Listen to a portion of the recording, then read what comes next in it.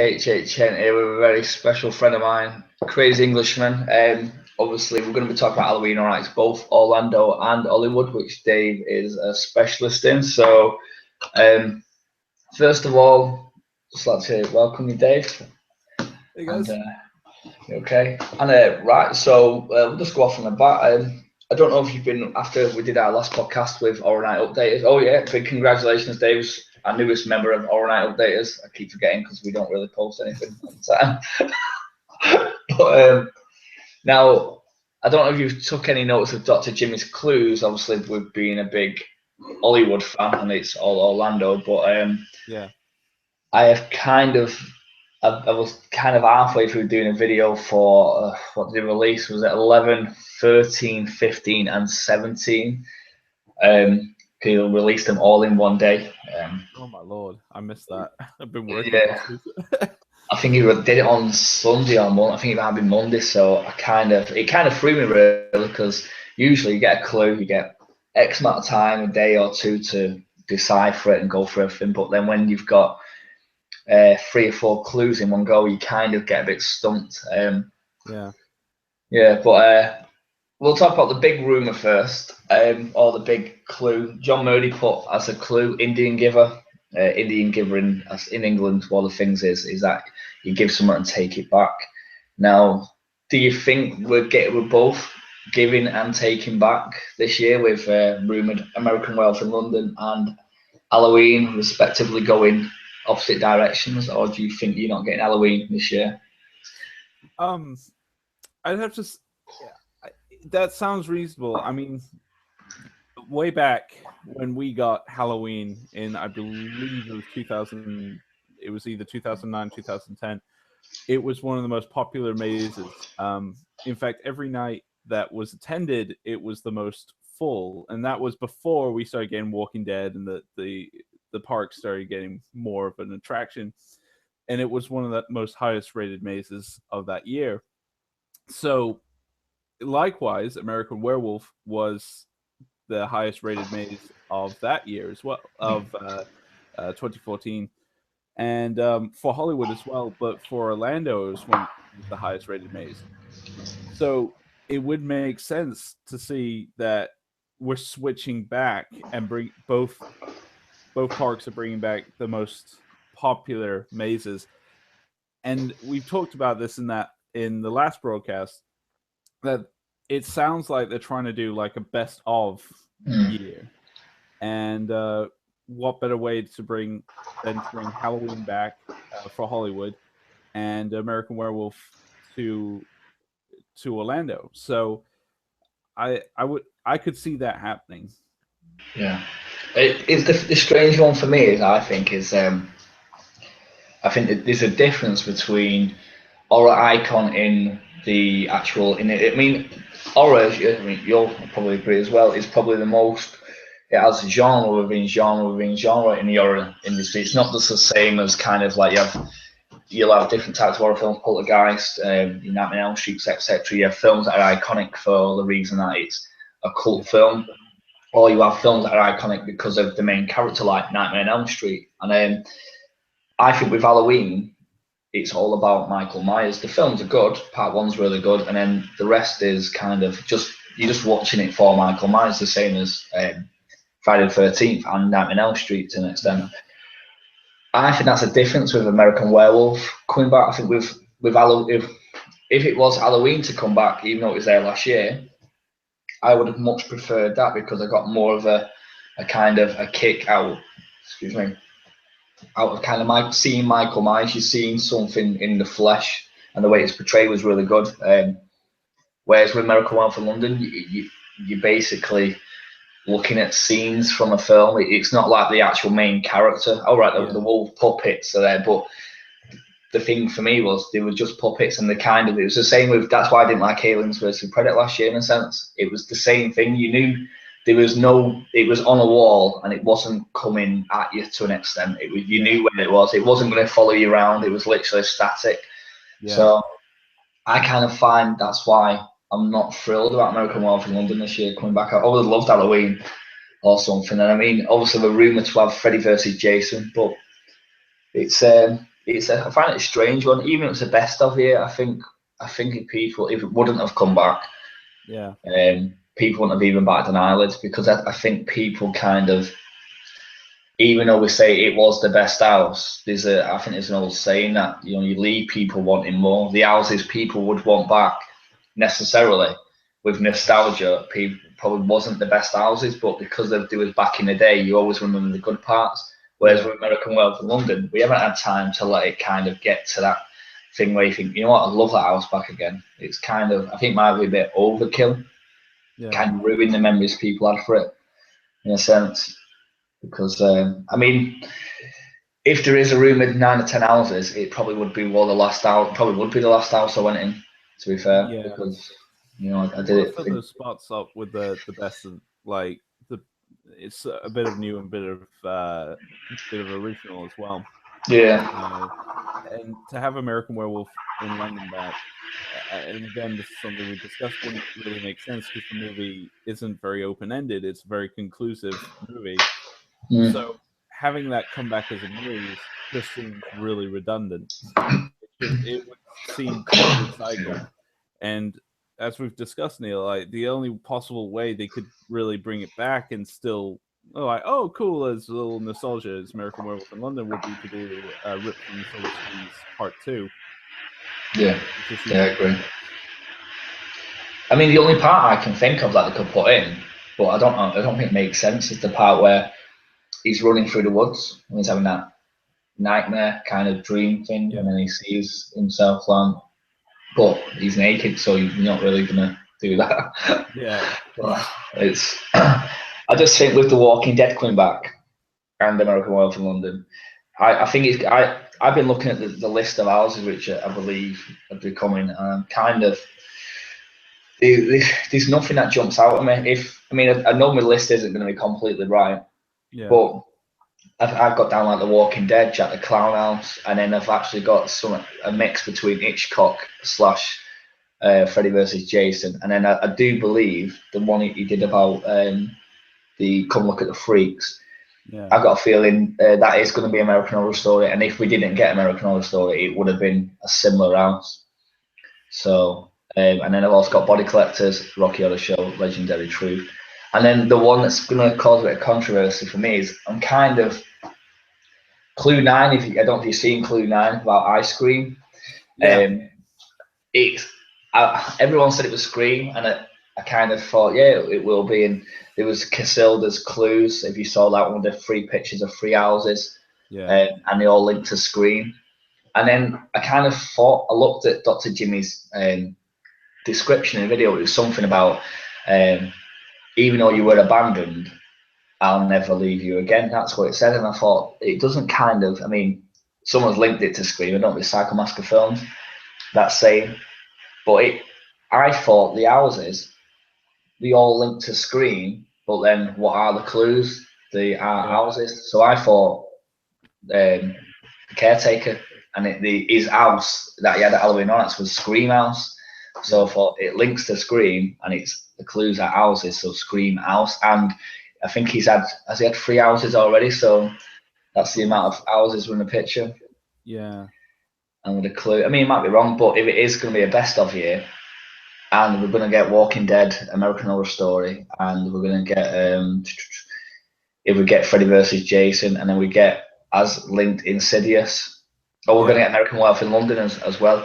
I thought we're only going to get 4 IPs, I reckon, or maybe 5 if there is 10 houses. So I'm thinking it won't be Scream. I've got a feeling it may just be the caretaker's house. Yeah. Which was a massive hit in was it Islands of Fear? I think it was 2002. The Islands of Adventure for Horror Nights. And that house is there. You can still get to it, I think, from it. So you don't have to open up the full park. They could still use. I think is that the same one or the Carnage building? But yeah, it's a bit. I'm kind of mixed thing, but I wanted First Class Horror to join us today because I completely forgot. Last year at HHN 24, me and First Class Horror, we met Mike Aiello and TJ outside American Werewolf, not American Werewolf, Dracula Untold. It was actually kind of funny because as we walked out, I was laughing, and I was saying to myself, that is the worst house I've ever been in again. Yeah. And we was all laughing, and then we bumped into him. And they said, "Oh, how are you liking the event?" And like you do, you just turn around. Oh, it's great. You don't really turn around and say that the house is appalling and it's the best that you've got an handrail leading into the cave because the vampire in it is decrepit and old and he can't walk into his own cave anymore. But TK actually said to me, "You'll love next year. We're going old school. It's going to be all old school." And then he went, "Oh, I've said too much," like laughing. He said, "But you need to come." So after reading all the rumours, and then I forgot about that. I was speaking to Aaron about it. I thought, well, they said that a year ago. So if they're on about it's going old school, I can't see it being IP central this year. Yeah. I think it'll be a lot of yeah, it wouldn't make sense. But I mean, there's another clue Dr. Jimmy put from the West Side Story. Did you see that one? I think it might have been clue 17 or something. No, I didn't. And it's about obviously gangs and the West Side Story. Is it the West Side Story where they hurt each other by singing or something? I've never seen that, to be honest. And it's in New York.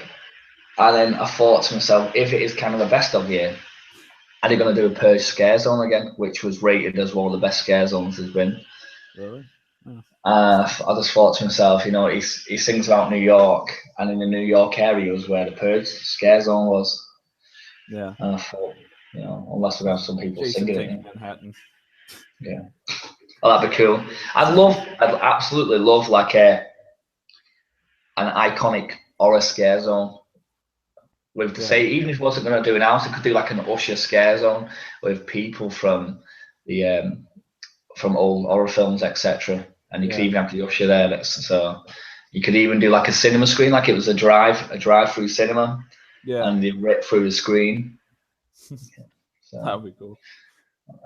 That'd be cool. But have you got any ideas for anything coming to Hollywood this year? For Hollywood, I've been thinking about it, and I wanted to make a video of this. I kind of have this kind of hunch. I mean, no real firm evidence because at the moment John's been a bit tight-lipped with hints in that. But I get the feeling because this looks like John's last year as creative director. I think the classic monsters are going to come back in some way. Whether that means they're getting their own dedicated maze now that the House of Horrors is shut down, but I get the feeling they'll be involved somehow. I also think that Insidious has a strong chance of being coming back, just on the fact that it was one of the most popular mazes of last year. We've got Insidious Chapter 3 coming out, I believe, in July. And it was so popular that it even got into their presentation at Monsterpalooza because a lot of fans requested it. So I think it will be a bit of fan popularity and marketing for the new film, just because Lee Wannell is friends with John now, that Insidious has a chance to return. I kind of, as for any other mazes, I mean, American Horror Story, just like Orlando, has a high chance of being there this year. I also get the feeling, I mean, we may be sharing Jack the Clown as well as an icon. They sold the pins at both events, so that kind of gives me the idea that they may be bringing that Jack the Clown over from Orlando to Hollywood at the same time. Because why would you sell two? Because they didn't sell all the merchandise in both parks. There wasn't an exact merchandise, so why sell the pin in both parks? Yeah, I mean, I thought it was a strange one. I also find it strange that if American Wealth in London is coming back, that we got a shirt the year we didn't have the house. Yeah. So after 2 years we have the house, we don't have the shirt, which was strange. But then again, like, this is the thing with the Jack the Clown. I couldn't understand why they did put the doll there, but it makes me wonder. I've just kind of lost the plot, and I'm just throwing because it's all controlled. It looks like it's controlled by one entity now with Yeah. both parks, etc. And it just throwing stuff everywhere. Yeah. Like the American One from London T-shirts. Apparently, last year were the ones to come last after everyone saw the Halloween and the house shirt, etc. And then the Yeah. American One from London one popped up on the stall outside. Um, and then these, yeah, but it's the same. The Chucky, we had a load of Chucky stuff.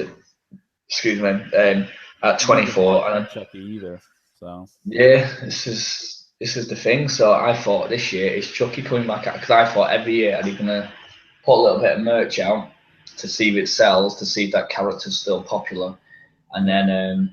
then act upon it within a year or two. I don't understand why Jack would need selling at Orlando because I think we all know how big he is at Orlando. And we know for sure he is coming to Orlando due Oh to yeah, the teaser. So I mean, hey, Hollywood's a bit ambiguous at this point with whether we'll get Jack the Clown, but um, I I'd like to see an icon return to Hollywood. We've gone far too long without one. I mean, the last time we had an icon really was 2006, 2007. And unless you count Jason, Freddy, and Leatherface 2009, but 2008, sorry. So it's been a long time since we've had a proper icon come to the event. So I would love to see Jack come back.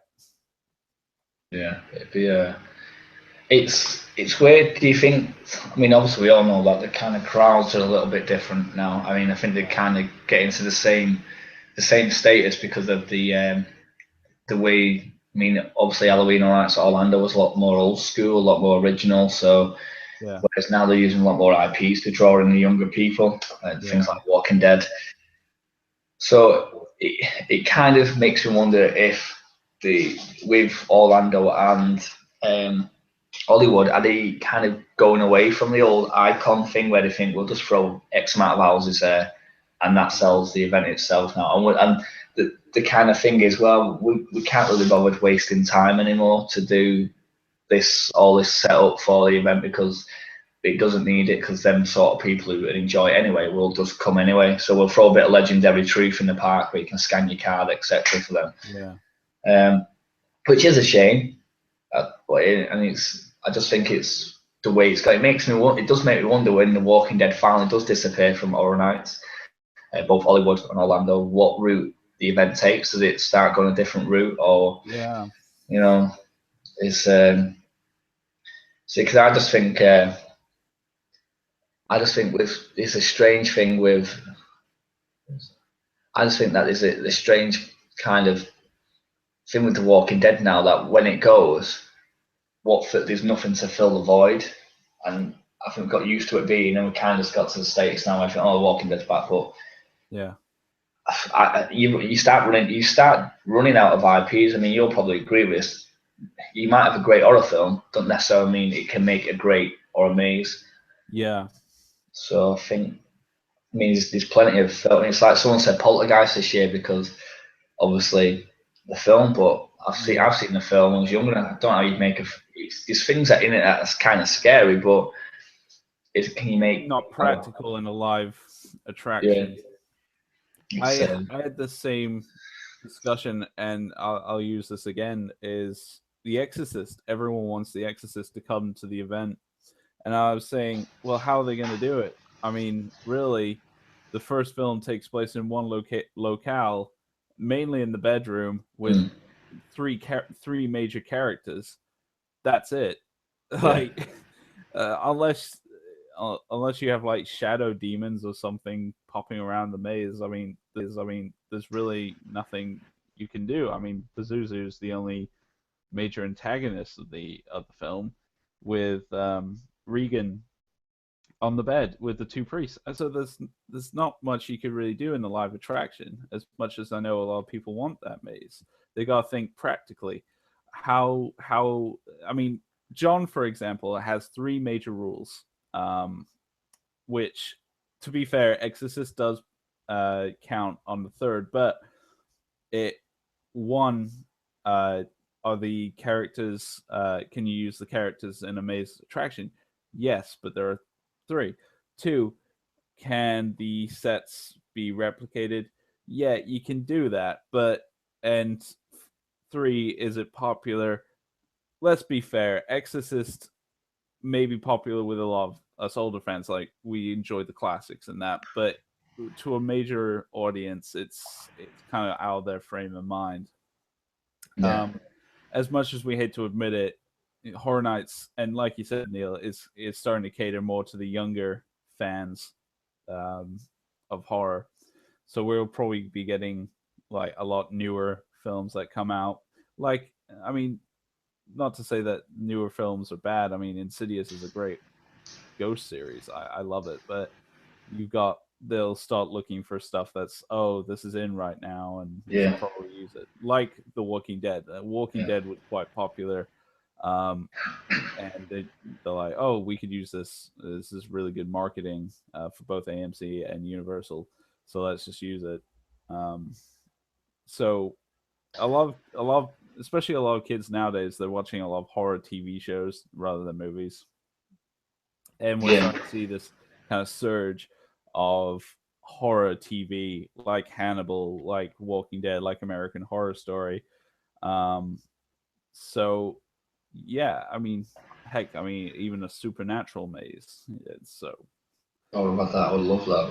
I would love that because I love the show. I've been following it since season 1.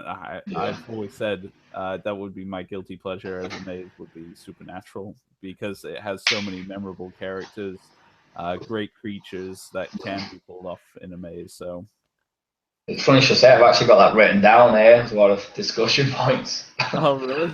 Yeah, because I was thinking the same. I thought when you've just hit the nail on the head with TV horror. I think with TV horror, considering obviously the violence that you can show on TV these days is a lot more than it was back in the day. So things like The Exorcist, really, apart from the crucifix part, which everyone kind of knows about and what she says. Yeah. The film is kind of, it's been done in parody shows where it's basically the same thing with the vomit, etc. And it's not scary anymore because in the past, a lot of it was obviously suspense. The way everything was built up, that's the old film. It's all suspense. It's a bit like Paranormal Activity in the sense of there is things you see, but it's all suspenseful horror, and you get a bit of a jump scare, and at the end it's the big boom, like, oh my word, she's like really turning the head, spin round, etc. In this day and age, you have films like Hostel where people are getting the skin took off them while they're alive, and Human Centipede, and a lot of people just kind of, like you said with The Exorcist, the older audience will appreciate, because when you watch a film that you watched when, say, you was a kid, etc., and you were scared by it, you always jump back to them feelings. Whereas for a new audience member to watch The Exorcist, they'll be like, I can't believe this was banned. I know. It's tame. And with, like you were saying, with TV horror, I mean, I can remember, like, when I was younger, Twilight Zone. I used to watch the Twilight Zone. I used to watch, and then there was Outer Limits. I used to watch something with Brother and stuff. It was like black and white TV shows, and I still love Twilight Zone. But then you had things like Tales from the Crypt, and you watch them, and they're really cheesy and tame. And then you look at it now to what we've got. And we've got every horror you can imagine. I mean, you'd probably say the horror TV shows really started with, I'd say, where there was massive was Buffy, then you had Angel, which were kind of teen, kind of Twilight things. But now you have Bates Motel, From Dusk Till Dawn, American Horror Story, Supernatural, and in the Supernatural it's quite gory as well. But I think with Supernatural, what you could have done is you could have just literally done anything with the house, because there's so many monsters. So many great characters, like saying, and just so many scenes that in the film, in the show. Even though I love my hands up and think it should have been left at season 5. I was kind of. No, I agree. It feels like Matrix 2 and 3, where it's like from season 6, it's different from season 1 to 5, because like season 1 to 5 was the story. Like, you kill a devil, but we're just gonna carry on anyway. Like, okay. Well, that's what Eric Kripke, the original creator, intended was Yeah. 1 through 5, and then the CW realized how popular it was, and they're like, "Oh, let's keep it going, make money off it." It's strange, really, because obviously in this country it's not even popular at all. A lot of people don't have a clue what it is. Yeah. But then it happens with a lot. Happens with a lot of shows like Smallville over here. But I just think the like you said, you hit the nail on the head. They will go for more of the newer films, like they did with Evil Dead. A lot of people want the original Evil Dead, but to someone new, they'd look at the Evil Dead film and think, "What is this I'm watching?" Because it's comical. It's not scary in the sense it's just stupid in a sense. But it's fun because back in the day it was like over the top, grotesque, heads being cut off and like really bloody and gory. And that wasn't allowed then. So, but and I just think, with IP wise, where does it stop? There's films out every year, but there's only so many houses you can do on, say, like Insidious, The Walking Dead, or Walking Dead 4. But it would be surprising if The Walking Dead went after this year. Would they bring a zombie house like Dead Exposure next year? Dead Exposure would be awesome to see come back. Yeah, it's. I mean, we've had quite a few Vampire Dracula houses over the last couple of years. A ton of vampire stuff, yeah. So I mean, we had two. How many did we have last year? Was it 2 or was it 3? Was it 2? We had Dust Till Dawn, Dracula, and so. But Doors.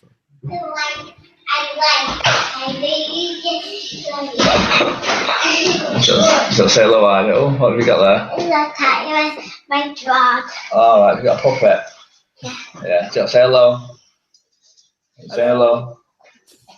Say hello, Ida. Say hello. Hello. Hello. This is Ida ukHHN, aren't you? You updated.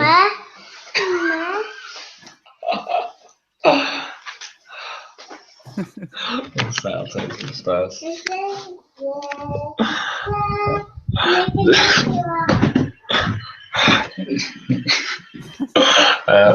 Daughter's come home. She's right. that's what happens in live chat. Yeah.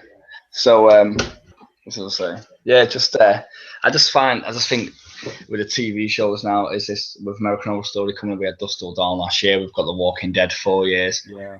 Is this the route it's going? Yeah. It seems like it because, like I said in the last broadcast, TV is starting to take over more of what movies used to do. We're starting to get more horror TV shows than movies every year now. Yeah. Heck, I mean, we've even got Scream coming into the horror TV fold soon. So. Oh yeah. It's the Scream one's kind of strange for me in a sense. I don't really get kind of how it's going to be a great TV, because the thing was, things with Bates Motel, you had the story of Norman Bates and his mother, and how he's a bit strange and peculiar. Annabelle is a great character. It's never really ever been about him killing. Everyone knows he eats people, but it's never really been about him killing people per se, like in Silence of the Lambs.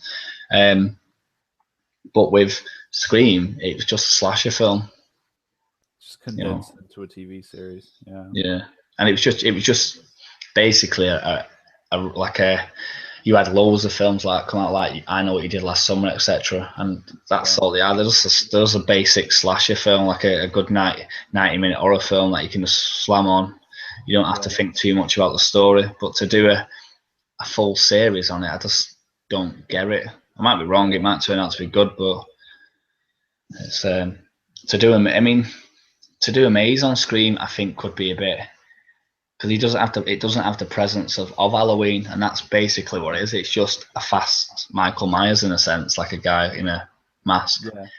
Yeah. So I just find it a bit strange to kind of. I don't think as well. I don't think Scream has the audience as well, really, compared to a lot. Not really. It's a lot of IPs. The fans are there, but it doesn't have as much as a draw in. I mean, back in was it 2011 when we got Scream at Hollywood. Yeah, was In a it way. Terror Tram? That sorry. Yeah, it was the Terror Tram. It was merely a second thought, really. To be fair, everyone was there for the other major mazes. Scream was just kind of tagged on. It didn't really have too big of a presence at Horror Nights that year, so I don't see it being really a big maze. Maybe a side thought maze, just something on the side, like not one of the major mazes that would be here this year. Yeah, it just seems. I mean, for me, I just find it a strange one. It's, in fairness, I mean, I know a lot of people going, "Oh, like throwing Disney. He loves Scream." Yeah. I think Psycho Massacre films. I'm not sure. I can't remember if he. Obviously, I know he wants a Phantom Really Opera house, but yeah. But I just don't get it. It's looking at the IPs this year. For me, but when I go, it'll be more about the originals. Looking at him, if Freddy versus Jason, would be cool to go through. Yeah. But American Werewolf in London, obviously seen it 13 times. I think it is already. Scream, same sort of thing, and it doesn't really kind of get me thinking, oh, I really want to go to that event, and I can't see people wanting to go for Scream. So it's well, I'm trying to think of what other IPs there could be. I think people have linked, obviously. Just having a look on here now. A lot of people also said Freddy vs. Jason, American Horror Story. Makes me wonder with that Legendary Truth as well. I believe there'll be something there for whether they just do an house on its own, or they do be similar to what they did last year with the kind of interactive maze where you have to get the certain points and do the games to get there. Which would be a bit. I think it'd be a bit kind of hard, really. Yeah, I think that would just be an extra maze for people who have earned, just like we discussed. I think it will just be an extra maze if you earn your way, and you could go into the maze. Because I saw the video that Inside Magic posted of all the interactivity that the maze presented. Well, not really maze, a walkthrough. All the stuff that they want to implement, and it would be pretty hard to implement. So one person with an iPad, if you're doing a whole event where you got like over 1,000 people trying to get to certain mazes and over 100 trying to get into this certain one, it would be very hard to do that. So I'll be interested to see how they implement that kind of technology in newer mazes. Yeah, I mean, it's kind of strange, really, because obviously last year they got away with it because no one knew about it. They did that thing with the compound, etc. But with people obviously knowing about it this year, and there's a lot of people who were into Legendary Truth who didn't know about it. I know there was a bit of an uproar with people saying that they would have gone at that time of the event, etc., if they knew it was going on. Yeah. How they'd kind of be able to manage it, because say the app goes down, say something goes on, which we all know can happen. You know, did he start getting people complaining, or will he just open a Legendary Truth house and it's just kind of, you know, you could do an interactive house basically somehow. I don't know. I just find it a bit strange for the event this year if they did a kind of exclusive house, but then that could be the room of the upcharge house. Yeah, a Legendary Truth interactive house. You know, and you have to first, you probably could pay to go into it, and you pick a time slot, and then before it you've got to find the clues, which will then you go in the house and you have to ask questions, etc., in each room to people and figure stuff out. With them, like to give you them tablets, and then at the end of it you have to kind of see if you've cracked it or something. You know, it's something. So, but it's what would be really cool is to see them do like an archives, Legendary Truth archives, where you can just travel through their past cases with familiar characters. Yeah, it's a strange one, Legendary Truth, because I've never really been that much into it, to be fair. You know, I've never looked. I've kind of tried getting into it, but it just started getting a bit too much with obviously looking at Cryptic Clues with Dr. Jimmy and then all the other stuff coming out. So I know a lot of people do really get into it, but yeah, it's a shame because I when they had the what was it called down the Why Not estate, the house they did in 20, was it 20 HHN 20, if I'm not mistaken. So. Yeah, I'm just going back through the years. Yeah, I'm just thinking. I thought they would have done more. I thought it would have been kind of a thing they might have done every couple of years, but they've just not really been anything since. Plus, it was classed as one of the best houses of the year. So it looked great from what I saw in the footage Maze walkthrough. So it's a bit of a strange one, considering it has a cult following already, and people once they go to the event, they're already there anyway. So you'll still go through it. I mean, you went through La Llorona and Dollhouse of the Damned, which it's. I mean, I've got to be honest. I thought HHN 20 has obviously been one of the worst years for everything. The IPs kind of didn't give us 7 houses. It was houses all felt a bit flat. Walking Dead was horrible. There was problems all over. Yeah, they only had a couple of good houses. Was it Alice Cooper? Alice Cooper was poor. Welcome to My Nightmare. Yeah. The Classic Monsters remix was a bit of a mess as well. People going through dead spots and there's apparently no one there. Don't know what gone on. But then last year's was probably for an event that had a full 8 houses and supposed to be great and sorted out all the problems. They didn't have to. Obviously, they had the Legions in in 22. Oh, 22. Sorry, man, that was the worst one. Yeah, I don't know if I said that, but then 24 last year was poor as well. I thought it was just flat. I didn't think I thought the original houses weren't that good. So I'm hoping this year it's a lot better because a lot of people love Dollhouse of the Damned, and I kind of just thought it was okay. I didn't think it was anything special. I get that people thought it was creepy, but I just didn't really get anything out. I just felt like a bit of a mishmash maze of just it looked like they're going a story, and I thought, what can we create here, and we'll just do this. Yeah. So I'm just hoping this year with the original content that it's a lot better. Some sort of story and some sort of flow. If they're going traditional, they would have to. That would be fantastic to see a return of that kind of immersive story that surrounds the event, putting you right into the middle of it. I mean, do you think it would Carnival of Carnage 2, or do you think it would be something different? It's hard to. After we've seen kind of a pattern of just IPs over the years, it's been hard to really see where they would go. But if Mike said that they're going very traditional, then I would see them doing mostly original mazes with maybe 1 or 2 IPs and some major IPs that obviously to draw people into that, but with a lot more original mazes this year. Probably some kind of story behind the event, and I think that would be the most logical way for them to go. Is bring in traditional fans while introducing like newer fans how it used to run before they kind of switched to all IPs and stuff like that, going the Hollywood route. Yes, I think the problem has happened obviously since we've started really sharing complete IPs near enough. I think obviously, like I say, I think it's one entity now. I think where it used to be Orlando and Hollywood, I think it's literally one entity.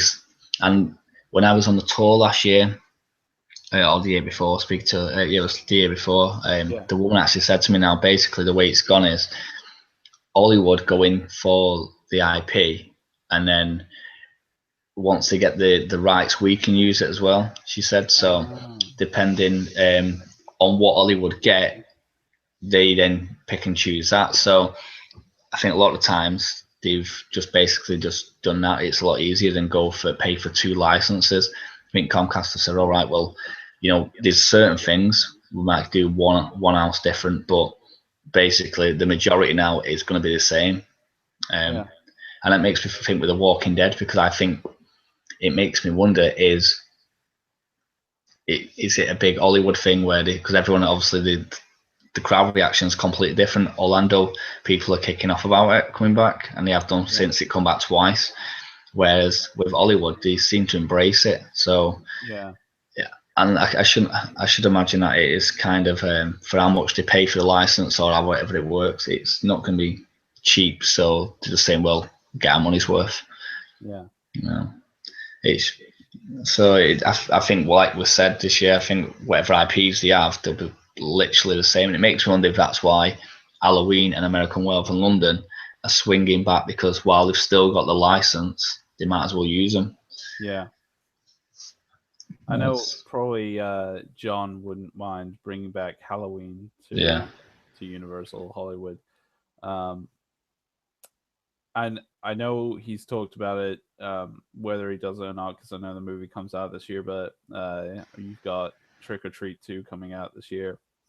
And I know in the past, John has said he'd love to do Trick or Treat. He just doesn't know really how to at this point. But that's a maze I could see returning year after year, but still remaining fresh because it's an anthology series. And you could keep the rights to it and keep using it, but every year would still be fresh and new. Yes, I think the thing is with Trick or Treat, that would be a great thing to put in a Silver Screams house, because it's, even though this, I think it was at 18 or 19. I'm trying to think of which one it was. I think it might have been 18. We had the school bus and the schoolhouse pull up. They had a little schoolhouse mate across from Mel's Diner built, and then they had the school bus, and the next thing, all the lights went out in the bus, and then they all came out, and it was Trick or Treat. So they've actually got the photos, so they've actually kind of replicated that before. And I think it would work great as kind of two scenes in an house rather than a full maze, because how short they are, they're not imposing as such. So I think as you went through the house, it kind of just get a little bit like, oh, okay, But I think it'd be great as kind of an house, like a Silver Screams house, where they could do a scene to it as a nod to it. I think like that's what he's probably thinking of. How it's like Chucky houses. The last one we went in, it was like I had a guy like about 4 person, maybe a woman, like 4 foot something. Yeah. Whatever, coming out with a knife, and it's like, oh, okay, I know you're not gonna hit me with a knife. Chucky's never scared me. I used to walk through the House of Horrors, and I would probably jump a couple of times early on, depending on where they're located. But once I got to the Chucky area, I just relaxed because they never scared me. It was just Chucky, cool.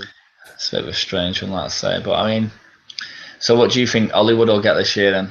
You said classic monsters and Walking Dead, obviously, is coming. Insidious, I could also see coming back. Like I said, I get the feeling, because John is good friends with Lee, I think I'd like to think that Insidious is coming back, because I went to the one in 2013 and I absolutely loved it. Next to The Thing, I've never gone through a maze so many times as I did Insidious. I must have gone through it around 10 times that night. And it was the highest rated maze of 2013. I could see it returning just with using the plot line of Insidious Chapter 3. Yeah. John gets to see, and I'm sure John's probably seen it, because he's kind of hinted at Twitter that he's got to read the script from a good famous horror friend of his. So, he gets to see all these exclusive films anyway. So I could see it coming back. I'm not saying it will, but I could see it having a high possibility of coming back for one more year. I'd like to think that somehow Guillermo del Toro would be involved, especially now that Universal's now partnered with Legendary Pictures and bringing in Crimson Peak and stuff like that. That would be really good. That would be an interesting promotion, but also a really I could see it being a really cool maze too. Right now, John is, like I said, John's been kind of on the down low on why he's pointing. He might have posted something. I'll check Twitter real quick. But right, currently he's not been really spouting too many hints or anything, so it's kind of up to pure speculation of what Hollywood might get. But let's have a look. Finished the next maze treatment in record 2-day marathon of writing. Came to 59 pages. Will release code name next week. Okay, so we're getting another clue next week. Just on April 14th, he posted just about finished writing the next week. Maze treatment, the out of the box one I mentioned earlier. Pitches next week. Tick tick tick. Okay, I know, everyone is saying no to Doctor Who, but I'm reading that and it says out of the box, and then it says tick tick tick, which is basically time. If that would be a great tell you what, that would be really big promotion if they did a Doctor Who maze. That would be Walking Dead on steroids. Just how big the show's gotten. It would. It generally would. I mean, you look in Walking Dead now. It's kind of slowing down in its popularity. But Doctor Who has been hugely popular and has so many great monsters you could use in that. So,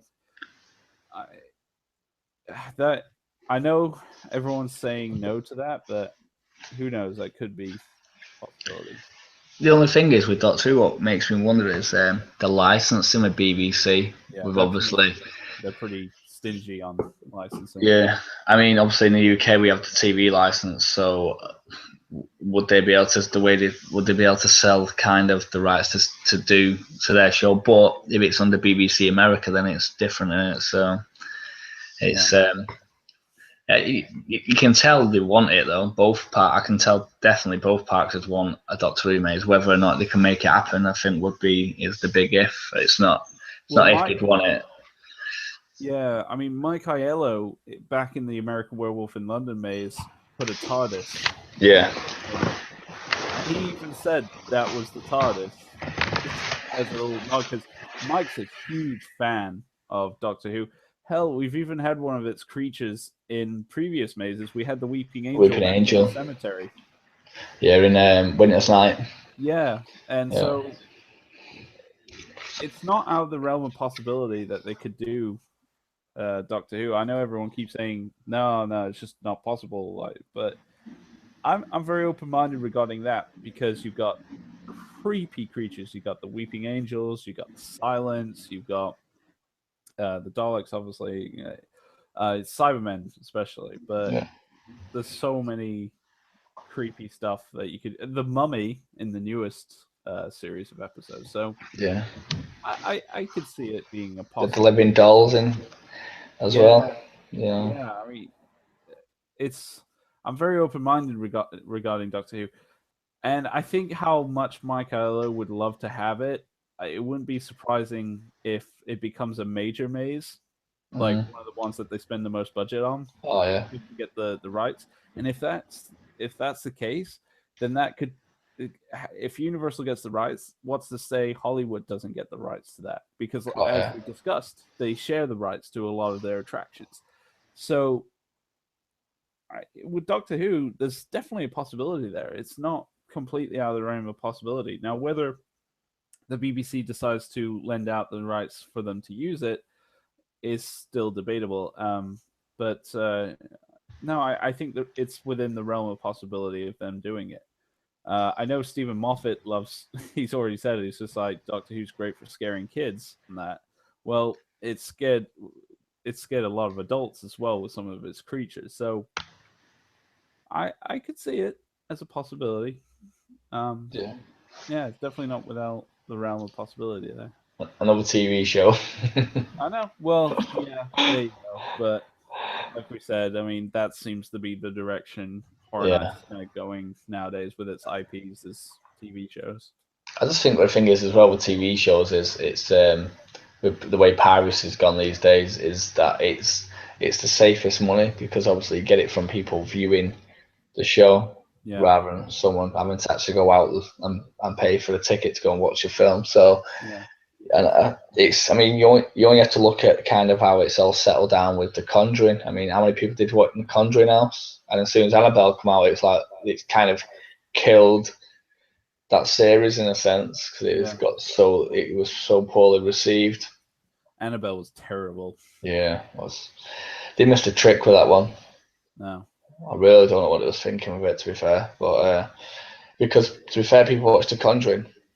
It starts off with Annabelle, and everyone's like, "All right, it's going to be about Annabelle," and it's like, no. It's like then next thing everyone wants to. You have that kind of office with all the artifacts in of every art, and he's been and took stuff around, and you think it's going to be like a cool series, and things you've seen in that case just to the far left will be like a bit like Guardians of the Galaxy, looking for Easter eggs. So every time there's a film come out, that's what it'll do. And then Annabelle happened, and you're thinking now they're going to have to do something special to resurrect any interest in it, really. Well, you got the second one. I think the second one's coming out this year as well, the Enfield Poltergeist.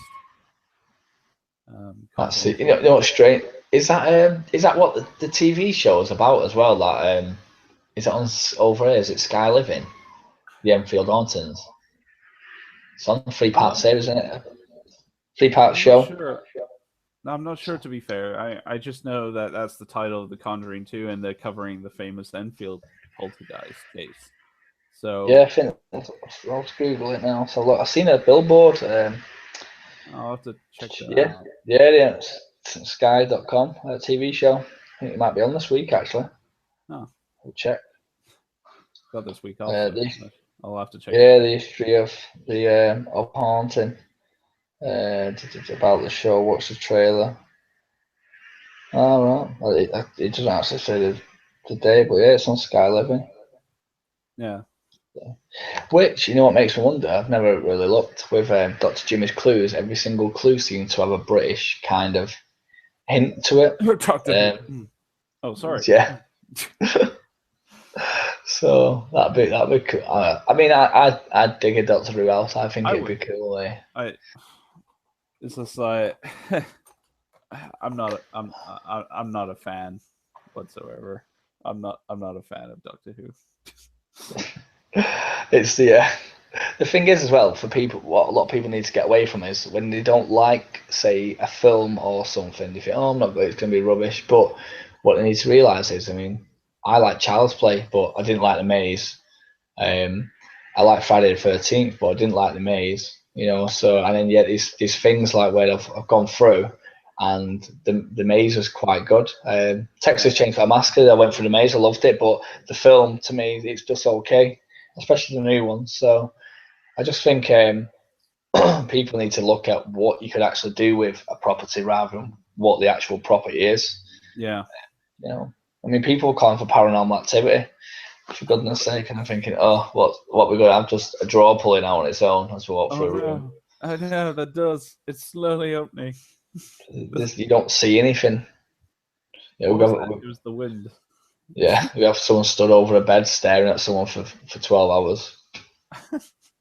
So I just kind of think, I mean, Doctor Who would be cool. I can see what bring it. It's just obviously sorting out the red tape. So I think the BBC would go for it for the simple fact, you see how big the Wizarding World of Harry Potter is, and it's making a ton of money for Universal. BBC could look the same way. Well, this is great marketing. You can sell merchandise like T-shirts and stuff like that, and it's just great promotion. So I know, like, as much as I want to say Doctor Who confirmed, it's definitely within the realm of possibility.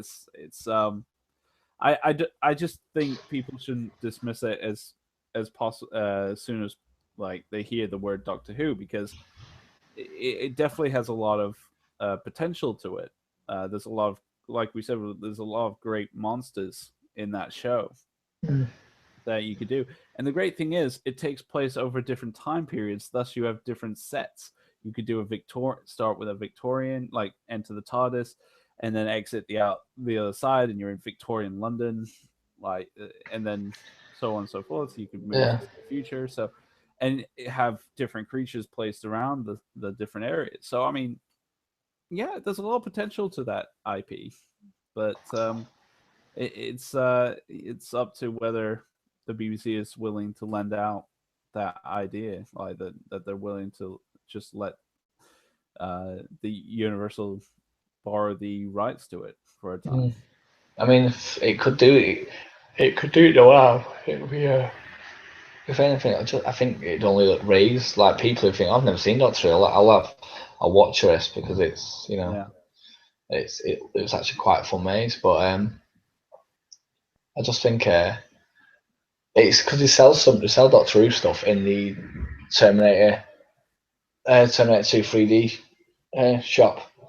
So it's do kind they of still have Terminator at Orlando? yeah, we still have it. Oh, I So, missed it. oh well, it was kind of strange. We went and watched it last year, and I was thinking, for someone that goes in every year, has had its day, but I'd probably miss it if it went. But I'd probably bring Harry Potter into it. Yeah, So it's one of the things now where I think maybe it needs updated. yeah.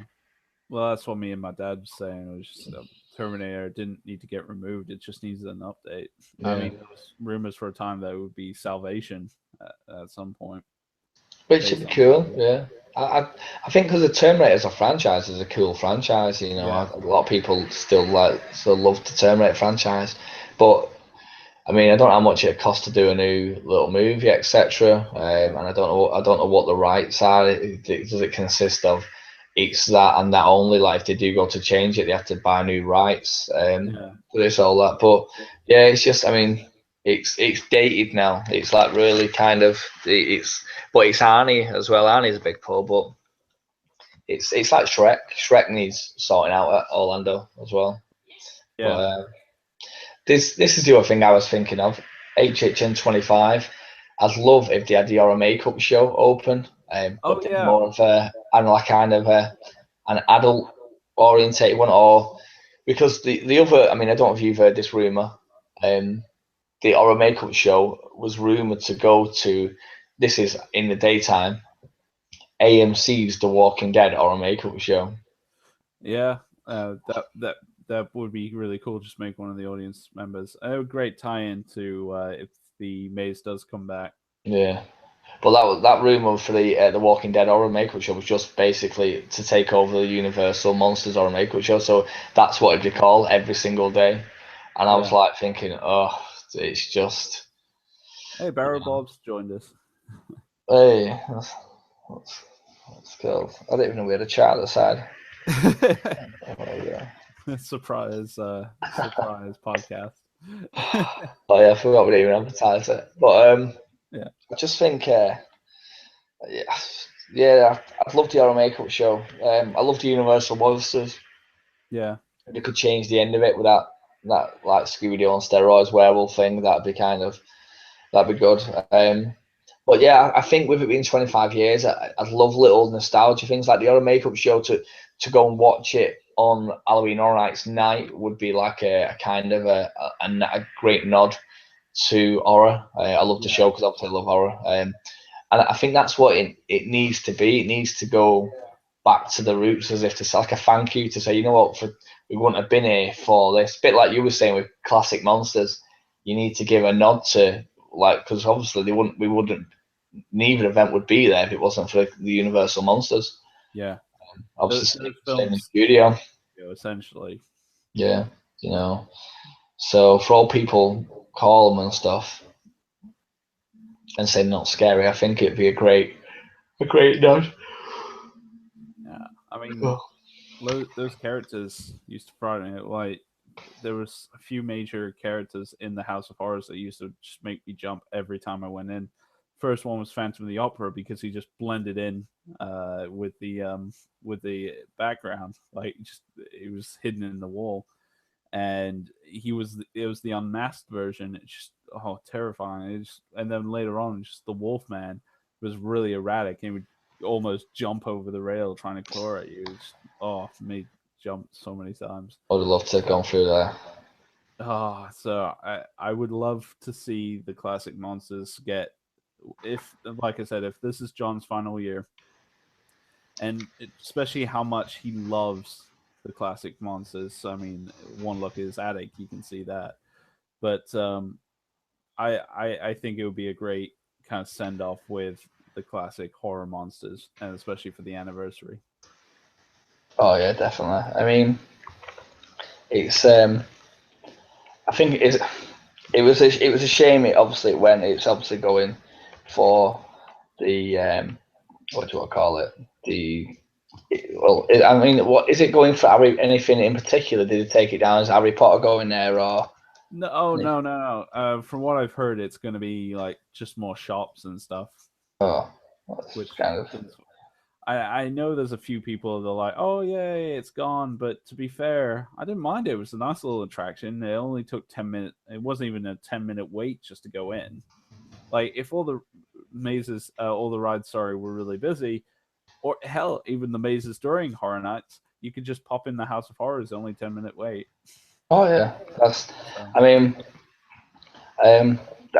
see, 'cause I love the old. I was miffed when there was rumours about Monster Cafe going for Transformers Cafe, which I still think they'll probably do over time. But I love that place, even though it's got to be the darkest place ever to eat. You get your tray, and the amount of times I've had to like take my drink off the tray because I'm like thinking I'm going to go flying here. I can't see the floor. And then you put your food down, and everyone's like, you're like kind of having to get your phone out and have a look at your food. Like, oh, I'll eat that part first. And so, but I love looking at the kind of all the little memorabilia bits in there as you're standing over someone's table, looking at a plaque, and someone's like, I'm eating there. You're like, okay. Just have a look at the poster from the Mummy. But no, it's great. It's what I'd love, like an history of horror maze, like a nod to it for both anniversaries. So you start off with the Universal monsters, and then kind of go through the time. So you have your Norman Bates, your Psycho, your Freddy's, your Michael Myers, your Saws, your Chucky's, your Leatherfaces, American Psycho, Strangers, I think that'd be a great house. Like we could have Silver Screams 2 and call it that, and you just could call it History of Horror House or something. I think that'd be a great nod to the horror. And like I say, it's anniversary year, so I think it would be fitting for both of us to have a that. Dedicated maze like that would be fantastic. House of Horrors the original House of Horrors back at Hollywood used to play with the idea of a timeline almost. They had a zombie scene, which during Horror Nights they actually made into a full fleshed out zombie scene with an autopsy with a zombie in it. But during the day, it's just basically zombie hands just banging on the window. But they've toyed with that idea, but I think that would be great because all along the wall, I don't know if you've been in the House of Horrors back in Hollywood, Neil. No, I've never been, unfortunately. During the queue, they actually had posters starting from the very first Universal horror movie all the way up to modern day, and I always thought that was just really cool, and that that would be a cool idea to implement into a dedicated maze. I would love to see the return of The Thing in any maze format, because that was one of the greatest maze experiences I've ever had going through, and it was terrifying. And I would love to see that in that kind of legacy, because especially since the original 1982 one is such an iconic film, with a great soundtrack, and then having up to a modern like Dawn of the Dead or something like that, that would be really cool. Yeah, I mean, I remember going in The Thing back in 2017, and it was a great house. I didn't know what to expect. I smashed my leg into the pool table when the army guys come running through it. It was, but I just thought it was a great house, and also I think I might be wrong here. I know they brought it back again. Well, brought the prequel back for 21, but I think at HHN 19 they had the Spiderhead as one of the scenes. I think I might be wrong. I can't really remember now. So, yeah, it's. I always think the thing as well, because there's some great monsters in there. That was an house as well. That was really great to go through, and that's a great scenic house with great visuals, and you can also have great jump scares. And I think that's also sometimes I think that's with the houses. That's what you need to look with. Like we need to look at like with the older films with the thing and stuff. I think a lot of older films are more visual than they are now. I think that because obviously special effects back in the day was what horror was, wasn't it? It was all about like let's see who can top the other person. So Nightmare on Elm Street went from being part one with a spandex wall and a few scenes in a boiler room to like let's really up the ante and have Freddy doing this and Freddy doing that. It was like which kills. Like part three was I always thought was the best with the nurse and she's ties Joey to the bed. I was like, yeah. Watch a porn scene and no. Freddy's stood there with a pair of tits out. I was just watching the Elm Street Legacy documentary last night.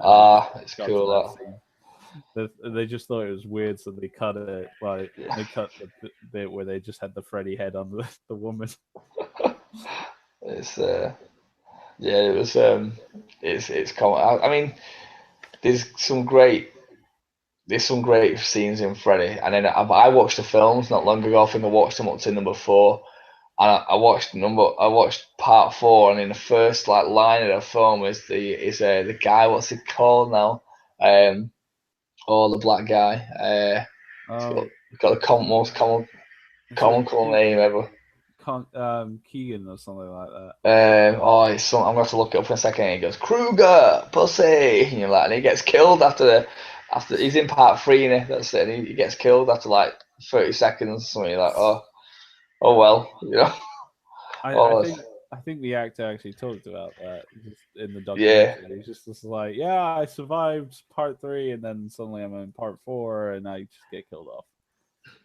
he said something, didn't he? Like he got the phone call about starring part 4, and then the next thing he turns around and says, when they told me what was going to happen, like I was going to get killed in the first scene, he was a bit like, oh, all right. It was a bit. I thought I did find it funny. I was trying to look at his name here. So got him. Cast England. Oh, it was Johnny Depp in part. It's part 1. Wikipedia, man. Put in part 4. Yeah. It's probably part of. I'm trying to think what his name is now. It's going to do me head in. But yeah, I mean, the Freddy versus Jason house. I still think that'd be I still think probably a Freddy house maybe better. I think there'd be a great scene in L where they could be fighting, etc. But I think a Nightmare on Elm Street house probably would be better visually to walk through because you can do a lot. Every scene can be a dream sequence. Yeah. You know, let's see if we can get it up here. Kirsten Parker. Kincaid, that's it. Kincaid. Yeah, I know it's like something with K. Kind of, let's go stereotypical black guy. Give him that name. Like, oh, that was the days. I love how he got his interview. He's just like he was just pissed because he was running late, and the director asked him like, do whatever you want, and he just said "fuck you" to the director. That's how he got the role.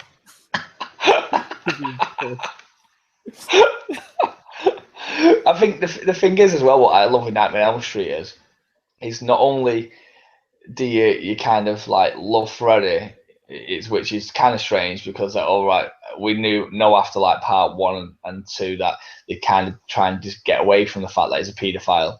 In a sense, everyone loves this paedophile that kills kids, but oh well. Is you actually kind of like the character. You always root for one or two of the characters in the film. There's always one you want, like, so you're not bothered who gets killed. But that's what I loved within Nightmare on Elm Street films. You was kind of always rooting for a character in a sense and rooting for Freddy in the same time, which is strange for any horror film. It's whereas with Friday the 13th, you're literally just waiting to see everyone die. You're like, oh, that's what I know. When that film came out, and I remember because I was at school, we were all like taking bets on who would win, and I think I was the only one for Jason. I was just like, Jason. Yeah, it was a strange one. I always remember the end scene where he's holding his head and he's got his fist clenched, like he's got hold his head, but there's nothing to hold on to, so it's like a clenched fist with an head underneath it floating. And didn't he lose his fingers too? Something, yeah. It's. I mean, Kelly. I can't believe that Kelly Rowland in it. Oh well, but it was. It was a strange film. I remember going to the cinema and I was in Manchester and people were booing it at the end.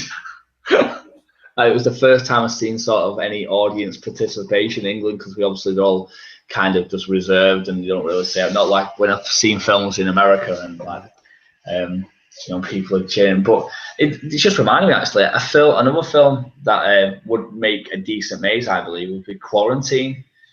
Quarantine? Wasn't that was a maze at Not Scary Farm a few years ago? Was it? Oh, right. Because they had two of the major. Well, they only had 2 IPs, I believe, in a row, and that was The Grudge, which looked amazing, and Quarantine. Quarantine was a maze at Not Scary Farm a few years ago. Right. I always am seeing the thing for Not Scary Farm Quarantine. I just didn't know it was until you said now. I didn't know it was the film. I just thought it was just like a maze called Quarantine. But yeah, it's. I always thought that was a good franchise, or even Wreck. But they'd never do Wreck. They'd never do Quarantine because, one, they're not big enough films in a sense, and two, you can easily just rip them off and do your own thing. I think that's the other thing. I think that's what's happened with American Horror Story. I think it was doing a freak show house, whether or not they got it anyway. And if they got American Horror Story, they tweak a few things and put it in. But basically, anyone can rip off a freak show house. It's kind of general. The way I would see them doing American Horror Story would probably not just focus on freak show. I would like to see it kind of go through, start the murder house, and you've got great characters like Tate in the Rubber Man costume, and then move to Asylum, just a few scenes of Asylum, but then you're attacked by Bloody Face, and then move into Coven, where you get maybe attacked by the Minotaur, which happened on Minotaurs before. I believe there was the Hades maze. Yeah. So that's possible. So the Minotaur and the zombies that the Voodoo Queen sends after him. And then move into Freak Show, where obviously you're attacked by Twisty, maybe Edward Mordrake, and I've totally lost my train of thought on what his name is, but the crazy kid, the rich crazy kid. So, and then maybe have a little tease for what Hotel could be presenting at the end. So I would like to see a timeline maze rather than just focusing on one season. And it wouldn't be too difficult to do, because all you'd have to do is kind of section the maze with different scenes that would transition from one season into the next. You didn't have to do one dedicated maze, because I think if you did do Freak Show, let's face it, it's kind of limited in a way of what you could do. But if you use all the seasons and kind of condense it into different scenes, then you have a ton of content and a different variety of characters. I think it would be a more memorable maze than just simply doing Freak Show. What was I going to say? I think with Freak Show, one second. The thing, it just makes me wonder if they've already got the maze set, and if there was having problems with getting the rights, would they have to got the house already set, and then they go, well, we can just literally put American Horror Story on it now, and then change rather than change too much. It's a weird one. I just kind of, obviously they threw the toys out the pram. When I was on the tour 2 years ago, I think it was, because it's the year we had American Horror Story, American Wife in London, and I asked about American Horror Story, I'd never seen at the time. The woman said to me, she said, Fox basically, they'd had enough. They'd had Capcom that year that literally said, you have to do this, this, and this, and this for Resident Evil. And they'd had a bit of to do them with Silent Hill. And then they turned around, and I think when Fox started doing that, and they've obviously already got AMC doing that with The Walking Dead to an extent, but AMC have the high ground because The Walking Dead is a massive property. And I think when Fox started doing that, they just thought, no, we're not having this because your show's not big enough to kind of try and throw your weight around. It's not Resident Evil big on the computer game scene, and it's not The Walking Dead big on the TV scene. It's so, and I'm kind of glad because obviously I felt that year was one of the best years. We got Cabin in the Woods. I loved Cabin in the Woods. Was probably one of the best houses, if not the best house I've ever been in. I thought it was amazing. That was just a great out. I mean, for people that don't like the film, there's that much content and that many monsters in the film. You can make a great house. So they had they even had a little teaser for they had a little cameo from Jack as well, which I thought was great. Yeah, early days foreshadowing. I remember going on the tours and everyone was like taking pictures of like the lift coming in blood, and I'm like trying to like get on my brother's back to take a picture of Jack because he was up on the top, like the model and the caretaker, and people like looking at me like, what am I looking at? It's like a doll. I'm like, it's Jack the Clown. That you obviously know who Jack the Clown is because you've either been to Horror Nights. It's and then people started taking pictures, but you could clearly tell they thought, I don't even know what I'm taking a picture of. It's like a clown mannequin. It's not, doesn't even look any good. So it's a strange one. With American Horror Story, I get it's got some kind of cult following now. I think it's kind of one of them though. Will it bring people in? Yeah. I mean, I'm looking at again, Walking Dead, American Horror Story. Scream is like a big possibility. Obviously, Freddy vs. Jason, a big possibility. / Hitchcock. But here's the other one. What do you believe Jack the Clown will have an house if they do American Horror Story house? See, there's the real rub to it. Why do 2 carnival looking mazes? I think if anything, like I said, limit the scenes for do a cut of the scenes for American Horror Story. And then give Jack the dedicated kind of carnival type maze. Because it is the anniversary and because Jack is a huge icon. He's one of the most popular icons out there. To give him his dedicated maze would make sense. So with American Horror Story, just kind of limit the freak show to a number of scenes in the maze itself. That way you're not kind of overbearing with carnival mazes. Yeah, I mean, it's like obviously Dr. Jimmy said, and what people have said about the what's it called now? Giggles and Go was supposed to be a trilogy house. Now, the problem I have with that is if it means trilogy is in, it was going to do one each year, then you've got The Walking Dead. You'd have a clown house every year. You kind of start getting to the point where each event is similar to the last with the amount of houses.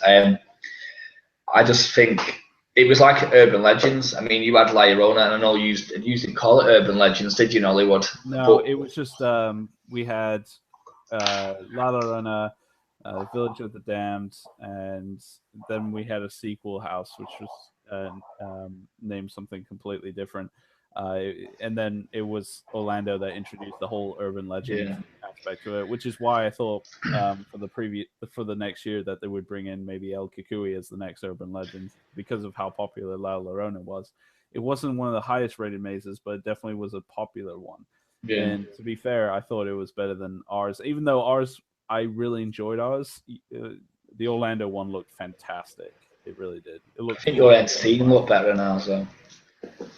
I'll be honest. You had the woman eating the child, didn't they, or something, was it? Yeah. Yeah, we didn't have that really. We had a bit of a limp end. because it was half. They told us it was half the same as Hollywood's, and then the second half was its own, which was a cool twist in it, concerning seeing the videos. But we also got told the urban legends. What's it called? The urban legends. What do I call it? A kind of franchise, what I call it. That's what they was going to do, and a new urban legend each year. And it even says on the T-shirt, urban legends, and it says La Llorona. Yeah.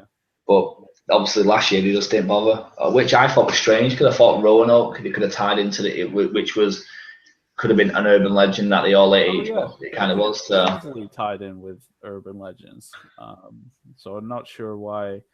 I mean, urban legends Wendigo would have been really good as well, which would have tied in.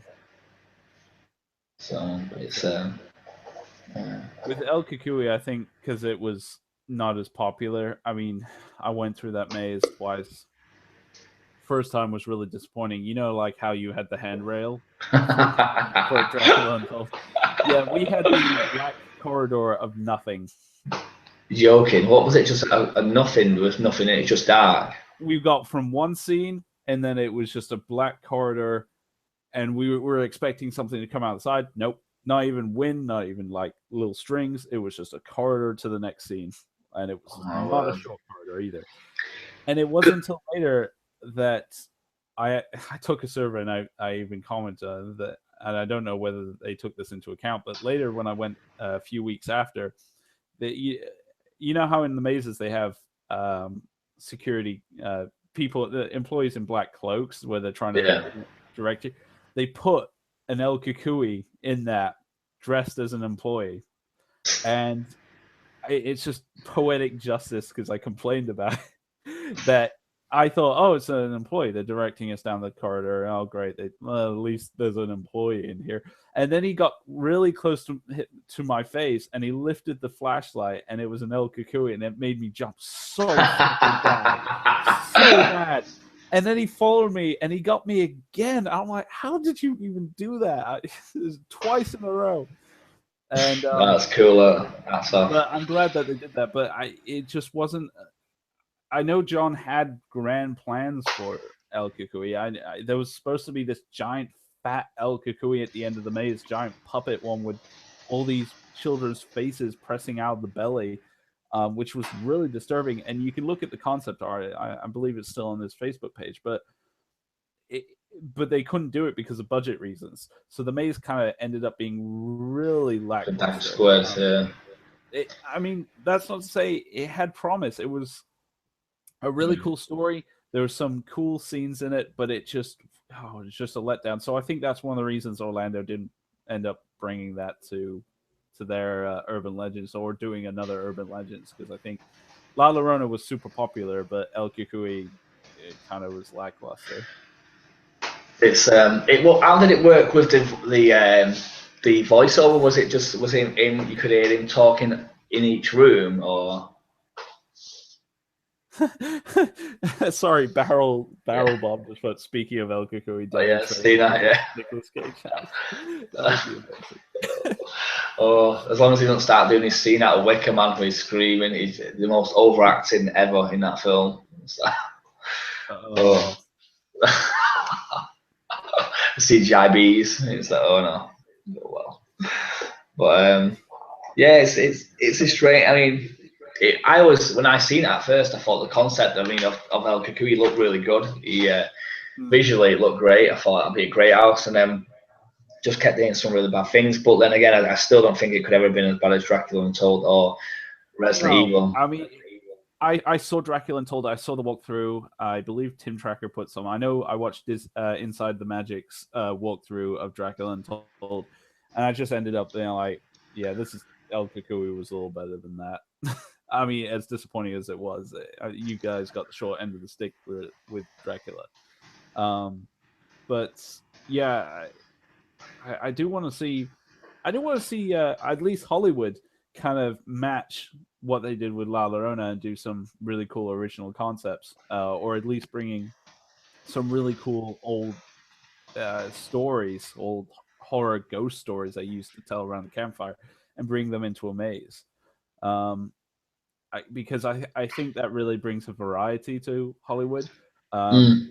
I know John, and I want to know the reasoning behind this. John did his original maze. He got us all pumped for it, and it was just like, oh, this is going to be an original maze. It's based on something he heard on the news, I believe, and it ended up being Slash's Clowns 3D maze, which I'm like, okay, how is this really original?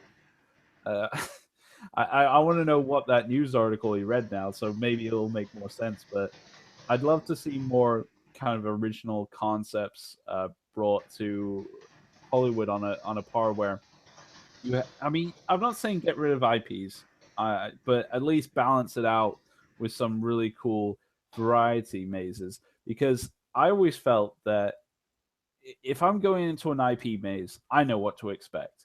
I may not know that the maze layout, but if I say go into a Freddy versus Jason maze, I know I'm going to see Freddy. I know I'm going to see Jason. I know they're going to jump out at me in that.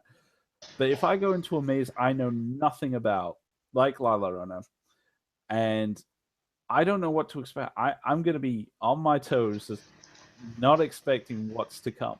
And I think that's what, and especially with us older fans, I think that works really well because we kind of becomes desensitized a little bit to like IP mazes.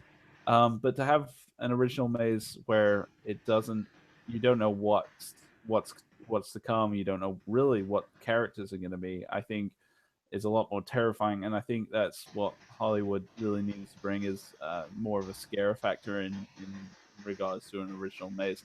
That's why I kind of want to see back for the 2006 maze, the Asylum. I would love to see a revamped version of the Asylum because that was one of the most terrifying mazes I've ever been at Hollywood, and that's because I didn't know what to expect. Yeah, I agree. I that's my thing. I always think with original concept, you get you get an outline of the story, but you don't know what characters to expect and when to expect, and where with say a Freddy or Jason, like you were saying, you go into a scene and you know he's going to jump out. You know, you kind of get that feeling, so you kind of anticipating it. Whereas, like you said with El Cucuy, in a sense, because you didn't expect, even though you was in El Cucuy maze and you've been through it and you didn't expect there, that's the scare because they can do them El Cucuy scares in the full maze everywhere. Yeah. So it's, I mean, it was another one actually I was going to say is like with obviously with the scouting doing and the producing etc. I started getting all the things through for what we're going to be doing this year. I mean, I've already had the list, but I started getting like visuals through and stuff. And for Atmosphere. Yeah, for Atmosphere, it's there. And it's kind of, and there's also another company kind of where he's asked me to kind of just overlook certain things, which, you know, I'm not going to get paid. It's not paid for. He's just asked me because I've been, he's seen some of the videos I've done. He's seen that I've done scare acting, etc. So he's got some ideas. He's what to go through, so it's quite cool. But it's strange, really, because everyone loves original content, and I do. But for me, because I'm overloaded with original stuff, I enjoy walking through a film that I love so much, like American Werewolf in London. Whereas now, though, and that's why I went through it 13 times, I think, in like 5 nights or something. But whereas we did something last year that was like The Coven, American Horror Story. Yeah, was it House Mortem or Man of Mortis? It's called. Man of Mortis, yeah. You know what, Dave? You'll have to come down. You can stay at mine, and I'll take you up there. I wanted to do it last year, but we just couldn't get up there. We didn't have really a way to, because it was further up. Because we could get to Manchester no problem, and then to go up there was a little bit more difficult. But no, I'd love to experience it.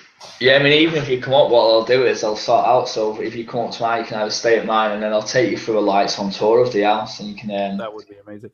Because I saw the designs, it looked amazing. It did. I still watch the videos on YouTube. They just look fantastic. It's a purpose-built kind of soundstage with everything's. And they've even added it to this year. They did Phantom of the Opera, obviously, this year for the Valentine's thing. They built a ballroom, a full, like a kind of massive ballroom with and they the easiest way to describe it is, I'll show you when we're there, is in the room you've got a full-size stage, and for one of the scares you come through kind of, it's supposed to be the fireplace, but it's not. It's like two big doors, and it's like as if there's a fireplace there. You come through, the Phantom of the Opera was on the stage. There was a woman singing, and then the Phantom of the Opera appeared above the fireplace on a stage above these doors, and then the lights would go out, and then he'd appear on the stage. So obviously, it was two Phantom of the Operas, and it was a great scare. It was a great kind of thing. But the old house is, I'd say, if people from Halloween Horror Nights went through it, they'd love it, because it was built from scratch. It wasn't a building. It's a new building that was just built, and all the sound system they've put in again now is you've got different music for each room. So beforehand it was just all the same music pumped through all the house, but they've just redone. They've got like the spandex walls where you can touch through. They've got crawl spaces. They've got a thing called claustrophobia where you have to squeeze through. They've got they've got a closet with clothes where you can put your arms through, little jump scares there. And they've just taken out the freezer, and we're doing a chapel, a bit like, I don't think they had it in the Hollywood one. Knowing La Llorona, where they're doing that scene, like the same similar scene to that. So it's cool. I really do enjoy. I mean, I enjoy it. Then standing in the cornfield on a wet, cold October night, freezing with nuts off, dressed in a spandex suit. But it's one. I wasn't in that. Luckily, they asked me did I want to go on it this year, and I said no. I've done my kind of what do you want to call it? My time out in the cold in the cornfield. I starred in Alcatraz. Well, I was in everything this year. I did Man of Mortis in the Coven, and I did the Coven instead. It was called, obviously, the Coven, and I did Alcatraz, which was a black and white themed prison maze, which was quite good. It was really That was what I was telling my roommate. I'm like, they've got this maze that's just really cool. It's like all black and white, making it look like the 1960s. It just looks fantastic. It was, it's really picked up in the years, and it's kind of been great to see it built. I mean, because obviously my kind of passion I have for horror and scare attractions, and in the UK, obviously, I mean, you'll know, being back now, it's near enough next to nothing. You have a few little attractions there, and even with the big ones, they're still never going to be on par with Halloween Horror Nights. So it's kind of, you go and you're a bit like, oh, you know, it's a bit like going Alton Towers when you've been to Universal Studios. You know, it's every time you get off a ride, everyone's going, that's amazing. You're like, well, it's all right, but it's not the old, it's not this, it's not that. So which is a bit unfortunate, but it's good that it's picking up. I just think the audience is miles different in the UK. It's like in the UK they go into an attraction to say we're not scared of that, whereas in America a lot of people just go into it to be scared and let themselves be scared, no matter if they're 6'9" or whatever. You know, whereas in England it's all about I'm not scared of you, etc. So there is that side, but no, it was a bit strange. Did you see Fort Park when they did? I know they had some last year as well, but they got their deal with Lionsgate, and they did Saw. There's no footage of it. I just it was so bad. It was horrible. You know, Cabin in the Woods. Yeah.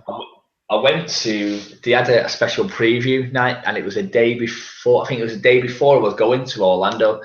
And it was obviously down south, so I said, well, we'll go, because we have Merlin yearly passes. It was only, it was free for it. So me and my wife went down, and we got there. We drove for like about 3 hours, and she was kind of like a bit miffed that I was doing it the night before we was going away. But I thought, I've got to see this because it'll be amazing. And Cabin in the Woods, oh my word. No, you did. The first part you walk through, you know, them the spinny tunnel things where it has a bridge and it's as if like you're losing your balance when you walk through. Yeah. It was like a wall before that, and then you had the spinning tunnel, and all it was pictures of the cast out of Cabin in the Woods. So you had Chris Helmsworth and put pictures, but the best one was obviously someone's just been getting pictures off Google and sticking them on, and it's as if they were supposed to like missing. There was one of him out of 4. It weren't even out of Cabin in the Woods. It was 4 when he's come to Earth, and he's got the hammer, and I clocked the hammer in his hand in his normal clothes, I think it was, or something. I'm like, That's Oh so my word, it's what's he doing? And the maze was just pitch black, and there was like some crappy maths people, and all they did is they had the ones that looked like the strangers, they were in it, and they had something else, and they weren't even a merman or anything. It was just like random people with masks on. And I walked through and I thought, this is bad. And then the Blair Witch was just walking through the woods. I know. I watched that one. There was footage of that, and I'm like, that's it. It's just like the movie. It's at least accurate. Like nothing happens. Well, it gets funny though, because you walk and you hear branches like snapping, like someone's obviously snapping branches. You think someone's going to jump out, and you walk, and then as you get round to some part later on, you can see where you was when they were snapping branches, and there's someone behind a tree with a box of branches, snapping branches. You're thinking, Like, oh my word. What do we do? I don't know. This is why I'm snapping, so we've still got big bits and just keep snapping. And I thought, can you imagine that was your role? What did you do? How did you scare people? I stood behind a bush and I snapped twigs. I'm like, oh man. That's amateur. It was so bad. It was untrue. It was like as if they said, right, we spent the money on the well, because I mean, obviously with Merlin, they had the Saw franchise, didn't they? They had this Saw. Did they have a ride at Alton Towers, or was it Thorpe Park? Yeah, they did. It was Thorpe Park. They had the roller coaster. Oh, was it the roller coaster? I know one of them had a roller coaster, but they also had like a year-round Saw attraction. Like, yeah, it's I remember one of them burnt down, didn't they, or something? I mean, obviously, I know you've been in the States, so yeah, I think one burnt down. One of the attractions, I don't know what it was, which it's I was reading Bob's comments. But yeah, I mean, Dead End and Gothic were great that year. It was strange, really, because maybe that was the swing. Actually, going back to Dead End and Gothic, where as if art and design was there to stick two fingers up at Comcast to say, you know, originals are better. Yeah. So I did like Dead End. I liked the look of it. Thankfully, I think it was Tim Tracker that actually got the footage of the inside of the maze and walked through, and it just looked fantastic. I'm kind of a sucker for haunted house mazes. I like the idea of ghost mazes, and we don't really get a lot of those, especially at Hollywood. Which is why I was really psyched for Insidious, because it was really our first real ghost maze. I mean, you could argue that La Llorona was a kind of ghost maze, but I always felt the first true supernatural one, for me at least, was Insidious, and it was fantastic. Unfortunately, when I first went through it, because it was literally the first maze I went through, they had, when you got into the further, they actually had fog spouting in oh, that's cool. And you couldn't see anything. Well, you could see a little bit where you needed to go, but it was enough where it actually obscured all the scare actors, and that scene was terrifying. But for some reason or ever, I don't know if someone maybe had an allergic reaction or that, they stopped it for every night I went to horror nights from then on, and I was just like, kind of, I can see where everyone is now. Yeah, it was. I mean, it's a great house. I love Winter's Night, me, and I never go on the behind the scenes tours, the lights on tours, which I've made an habit of doing every time I go now. Yeah. And Winter's Night was amazing. I'm trying to think what else I did that year. Winter's Night. I can't even think what we did. Winter's Night. I think we did Forsaken, and because we only did 3 and Poe, I think it was. I think we just did 3 out. Yeah, it was Poe, Forsaken, and Winter's Night. We did that year. Forsaken looked good, actually. Yeah, it was. It was. I mean, obviously, you probably know it. Essentially, just that's it.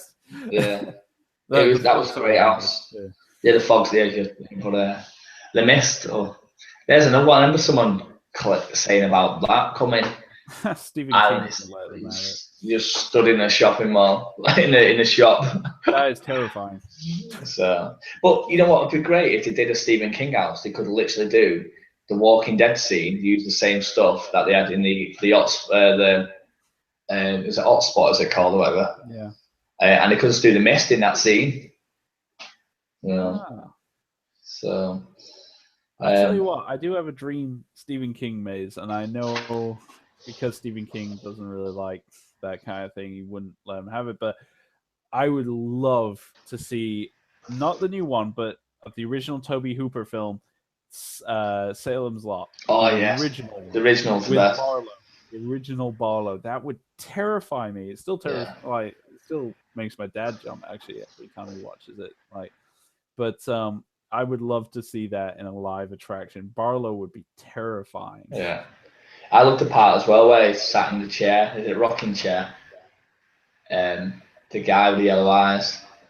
Oh yeah. You know, that part, he's just sat there and he turns around, doesn't it? Or something, he stands up, he's just got the yellow eye. And then I used to, that part when I was a kid, oh my word.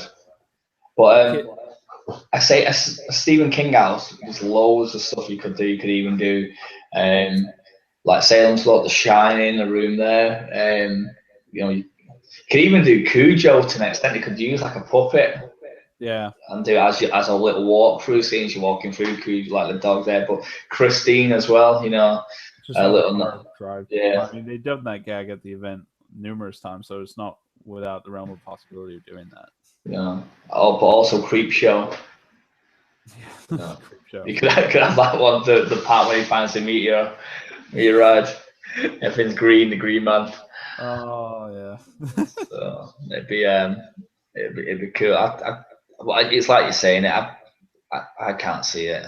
No, I don't see it happening, at least until... He doesn't like his books being made into films, let alone people making that his films into mazes. To Maximum Overdrive because it's like, if you want, I just realized if you want to do Stephen King right, do it yourself. Like, and I'm thinking, you do realize Maximum Overdrive is just really bad, don't you? Like, everything that Stephen King touches film-wise is terrible. Everything that isn't is great. The original Salem's Lot, The Shining, even it was as cheesy as it could be in some parts, was really good. So, yeah, I don't see a Stephen King maze happening. At least I don't want to see at all because anything's possible, but like we discussed with Doctor Who, but I just don't see it happening, at least in the near future. Yeah, it's like what I mean. There's loads of things that have been rumored in the last few years. You've had Ghostbusters, obviously Alien Maze, and then we did get AVP in the end. Yeah, Freddy, Jason, Leatherface again. What were we looking at? Psycho, Hitchcock House. Well, but there's the thing with Hitchcock as well. I just don't think there's enough content to do in Hitchcock House.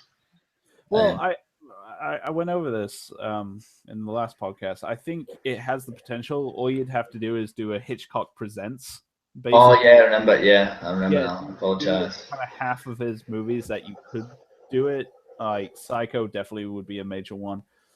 Or even do a sequel to the Psycho House that was dedicated to Norman Bates. What was it called now?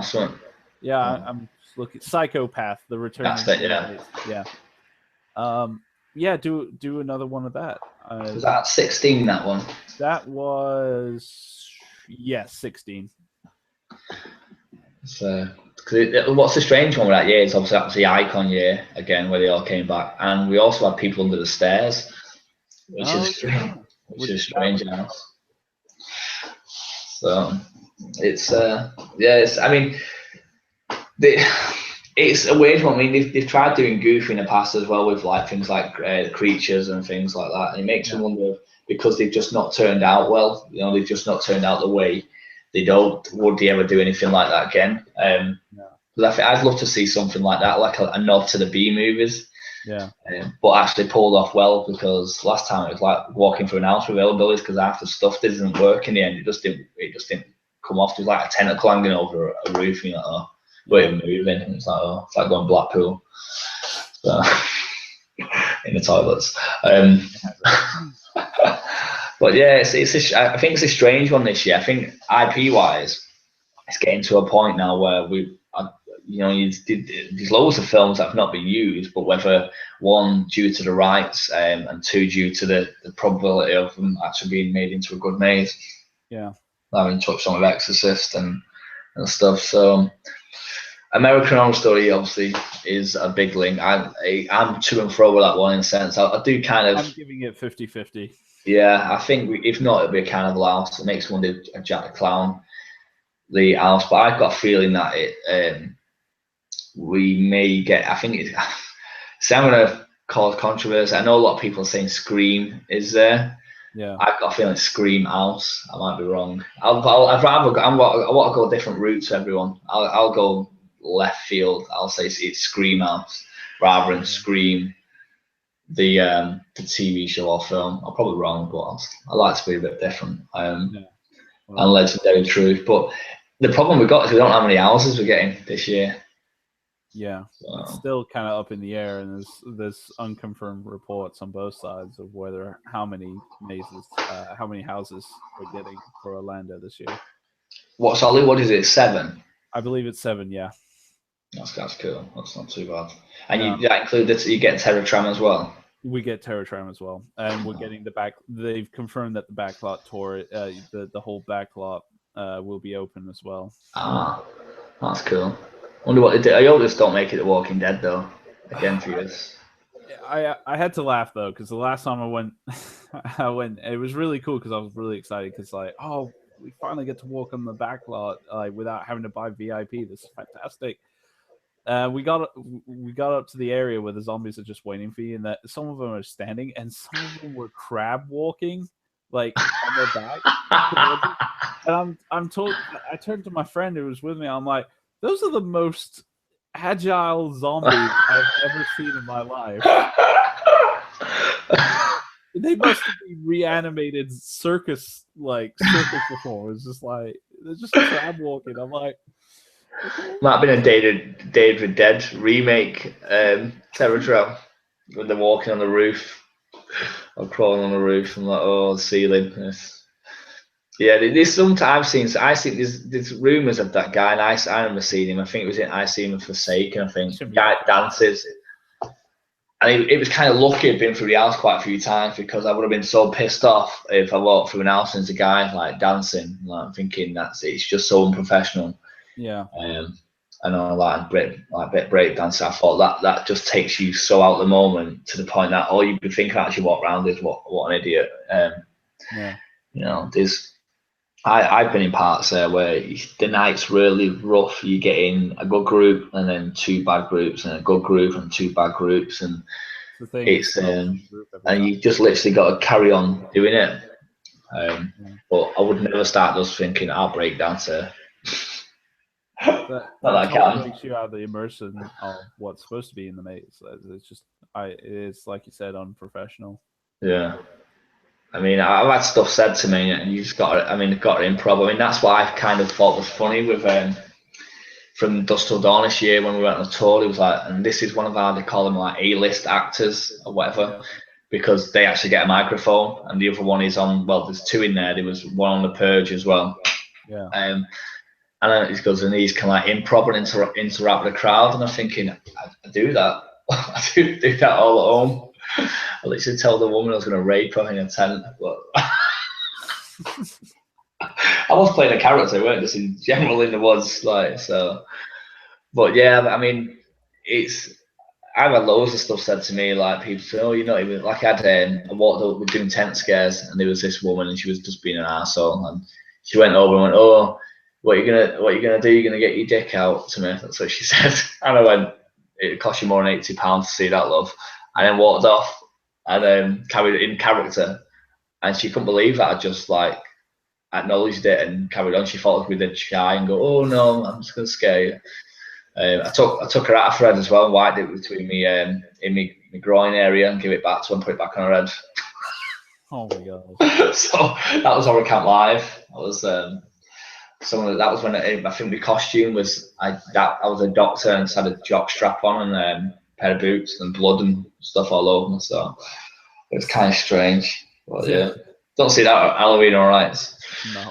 But no, I just I just kind of, it's like Dusk Till Dawn last year. I don't know how it was received in Hollywood, but I thought it was really poor in Orlando. I've heard different things with the Hollywood one. I heard from Dusk Till Dawn in Hollywood it was actually really good. I heard a lot of positive things come out from it.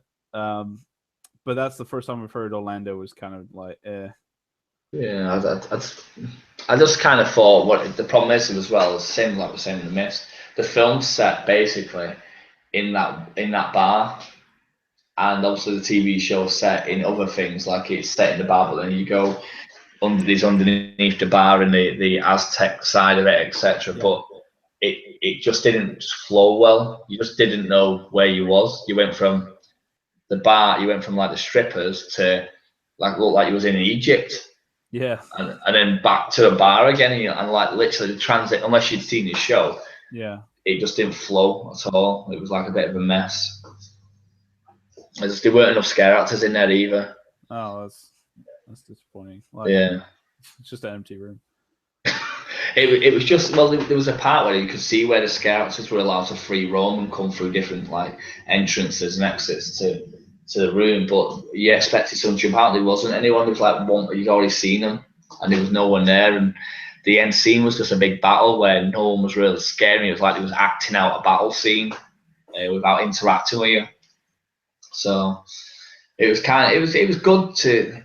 It was one way. It was good to look at visually, but there was nothing there as an haunted attraction, like a maze. It was like walking through probably like an horror attraction, saying, "Oh look, this is from Dusk Till Dawn," and now they're reenacting the fight scene. A bit like what's that? The Great Movie Ride.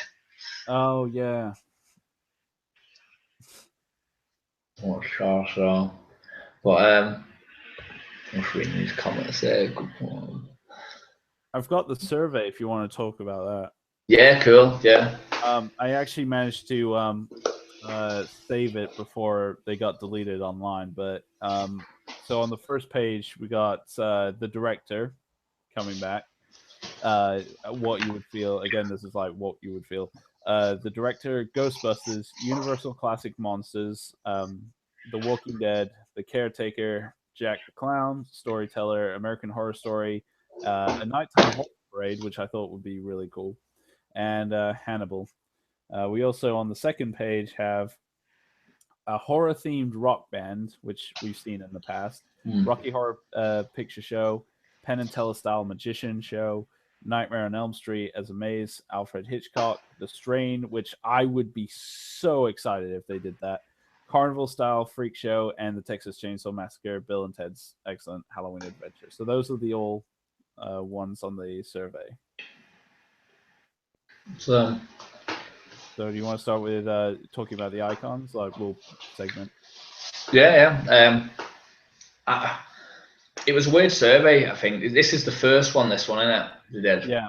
Yeah. I think it was a strange one really, because there was loads of stuff on there, and I think literally what they've done is looking at how Comcast work now, rather than putting stuff that they're thinking about. I think they've just trolled Twitter and seen what everyone was asking for to the fishing for likes. Yeah. And because things like Hannibal was asked for, anything current was asked for, American Horror Story. And I think they've thrown in the icons because obviously they know everyone wants the icons back. And we've seen that obviously the video they released straight after HHN 24 had happened with Jack the Clown in. Yeah. Now, he was coming back anyway. So it was just a bit. Ghostbusters got me pumped, but then I thought there was loads of rumours wanted last year for Ghostbusters. Yeah. And I thought they'd just gone with what the rumours were. Ghostbusters would be hard. I mean, not impossible, but definitely a difficult one to try and figure out. Would you make it a comedy maze or would you make it a straight up maze? The thing is, as well, because of how much it'd be, that would be the big production maze, like Halloween's been in American Horror in London. Do you put your eggs in all that basket to make a big maze like that, with it not being scary? It's kind of a strange one, isn't it, really? Because you got The Walking Dead, which is supposed to be, you've gone to an event to be scared, whereas with Ghostbusters, it's like literally a nod to a comedy / horror film. I love it. I can see all the great stuff they could do with it, but then you're looking at budget wise. But then again, you look at some of the stuff they spent on Resident Evil, the end scene. But you're looking at the Marshmallow Man, aren't you? I mean, there'd have to be something big there. There'd have to be something with Slimer. I would probably see the Marshmallow Man being done the same way as like the Tyrant, the giant Tyrant with Leon flying backward in Resident Evil. It would just be mainly a statue. I thought you were going to say like Nemesis. Yeah. Oh, don't remind me. No, I've closed that from my memory. Don't. I mean, you could even just do like the part of his head, like you see near the end of the film, it's right up to the building. And you could even have it like as you're walking through, or it's been melted, like you've got it's supposed to be like marshmallow coming onto, like where it's like dust in the air or whatever. Yeah. So, but it'd be a cool one to do, but I just think it'd probably cost a fortune on it to make. Yeah. For what it's worth, and people wouldn't be getting scared. They were like, "Oh, this is that part. Oh," and blah blah blah, and everyone was just walking through, pointing at stuff. Whereas, I mean, there's some great scares in it, but I don't know how they'd pull off kind of the visuals of Slimer and say the library scene right at the start. Yeah, the library ghost, I could see that being a scare actor, but Slimer would have to be a puppet. Yeah. Yeah. And like obviously you'd have the fridge part, wouldn't you, where she opens the fridge and you can see into the other dimension. Giant puppet zoo.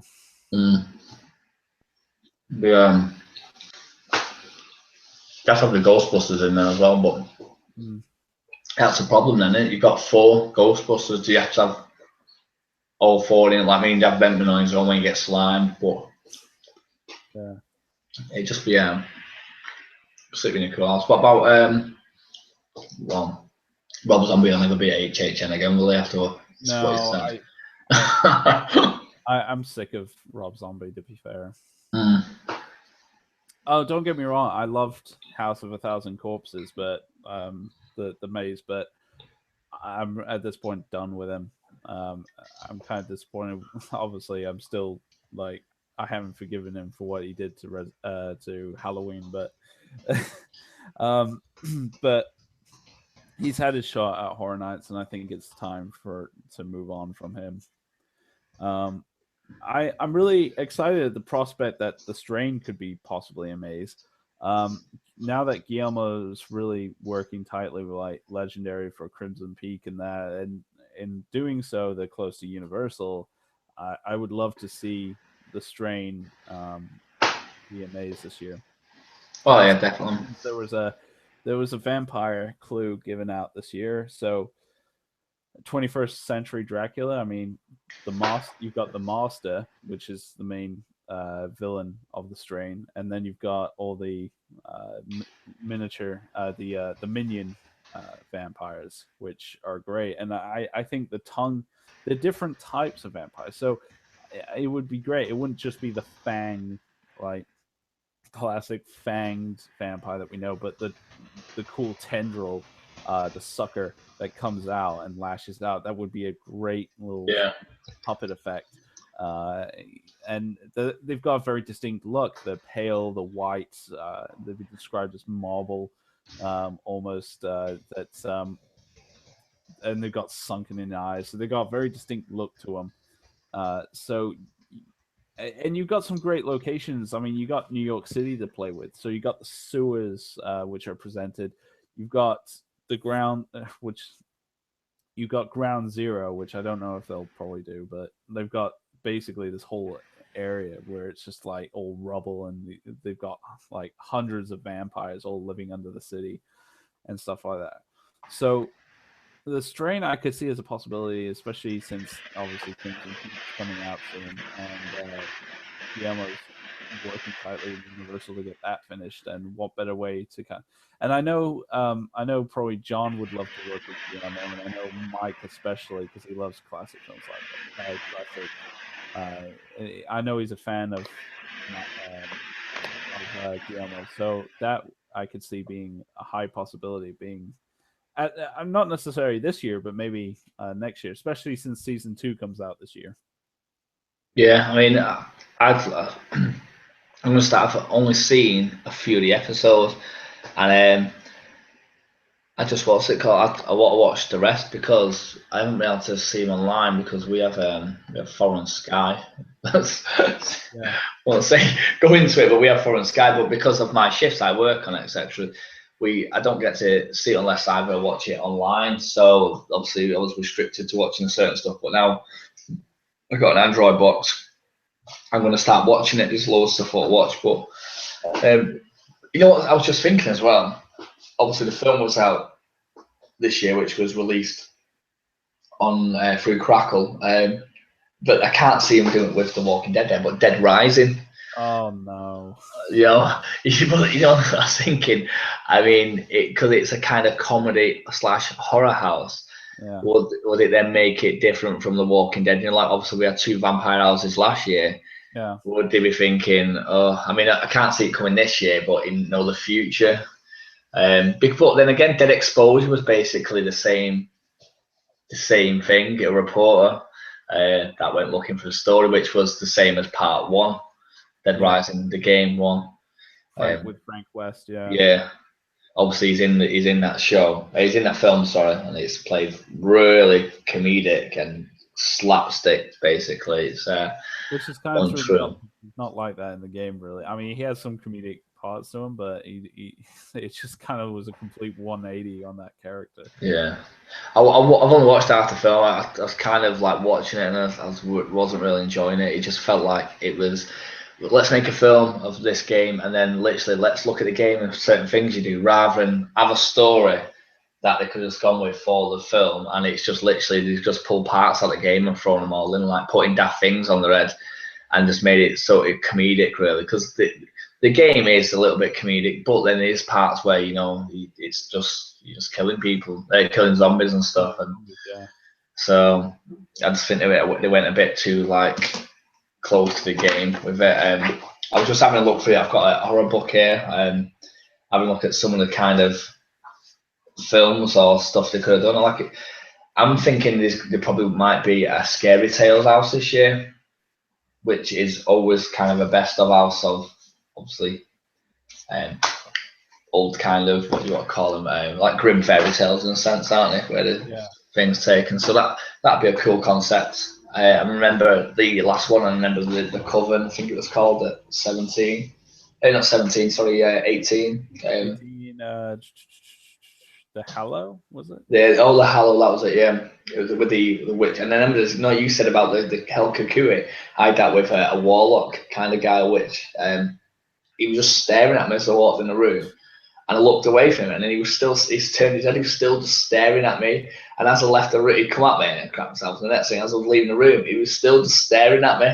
And people like looking at me and like looking at him as if to think, there's something going on there. And he was just still staring at me. Even when I looked away and then turned back, he was still staring at me. It was cool, actually. And that's something I took away, actually, from that and used that myself and realised how it creeps people out. It's a good tactic. But I love houses like that where it's a mixture of stuff. It's not just the same old thing every single scene.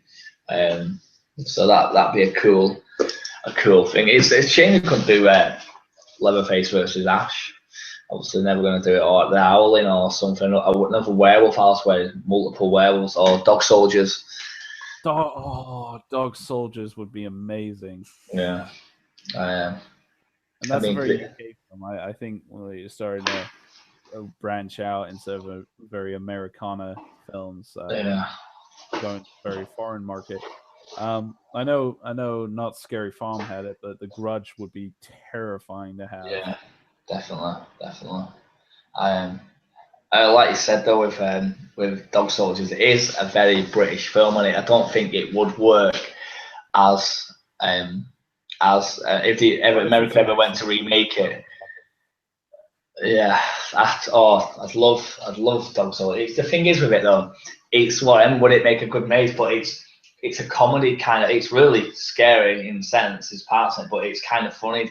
The best scene at the beginning is the campfire scene. I think he's telling that story about his friend with the devil tattoo on his ass, and then he gets blown up.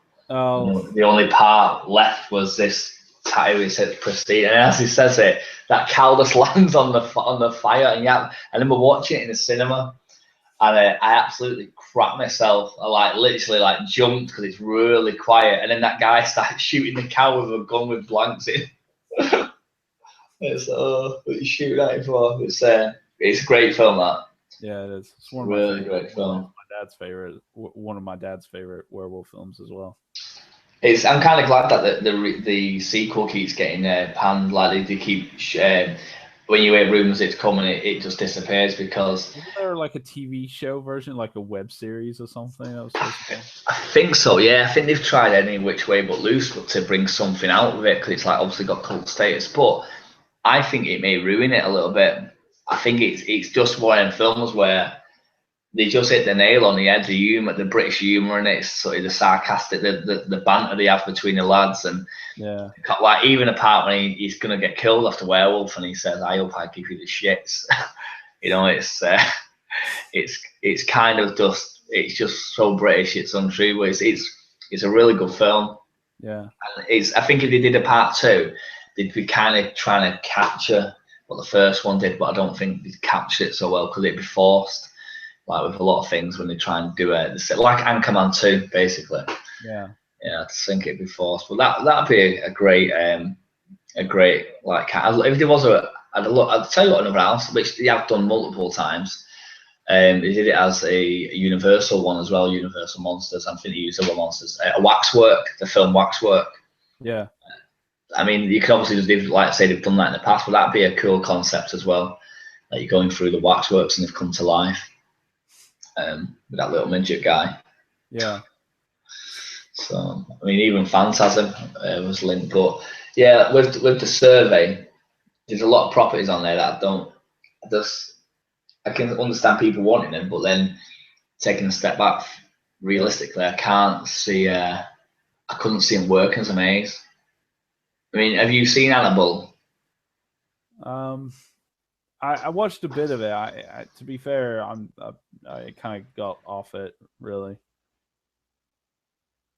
What's it called? Someone look on it now. I know it's like basically different serial killers every week kind of thing. That's how it is. I've never seen it. I'll be honest. I'll hold my hands up. I like Silence of the Lambs. I've seen Red Dragon. Yeah. But they've just always kind of been like, I don't know. I enjoyed them when I watched them, but they're never the sort of films to pick up and watch again. Yeah. What's it called? What Barrel Bob saying? Scary Tales featuring Frozen. So, what are your thoughts on the survey? To be fair, I know this is a lot of just pure speculation on what they're bringing. I'd like to think, obviously, Jack the Clown doesn't need any like speculation whether he's coming or not. There's a lot of familiar characters on here. The Walking Dead, I could see that coming back. Hope maybe for one last time, and I know I said that last year, and I think everyone did. Yeah, but yeah, I can see The Walking Dead probably coming back. Ghostbusters, I see is very highly unlikely. No, I take that back. Very unlikely, not highly, because I mean, there's always a potential for that. I know Mike loves that film. So, American Horror Story, like I said, is probably 50-50.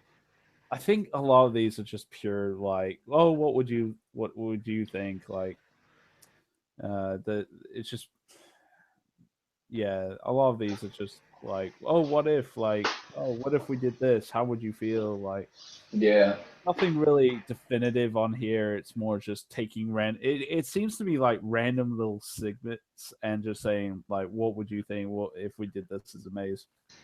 I'd like to think the Strain has a potential of being a maze, but I'm not going to hold my breath on it. Alfred Hitchcock, I know that's been talked about numerous times.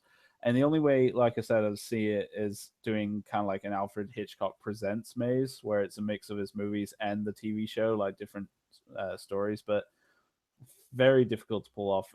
I would see it more potential doing another Psycho maze.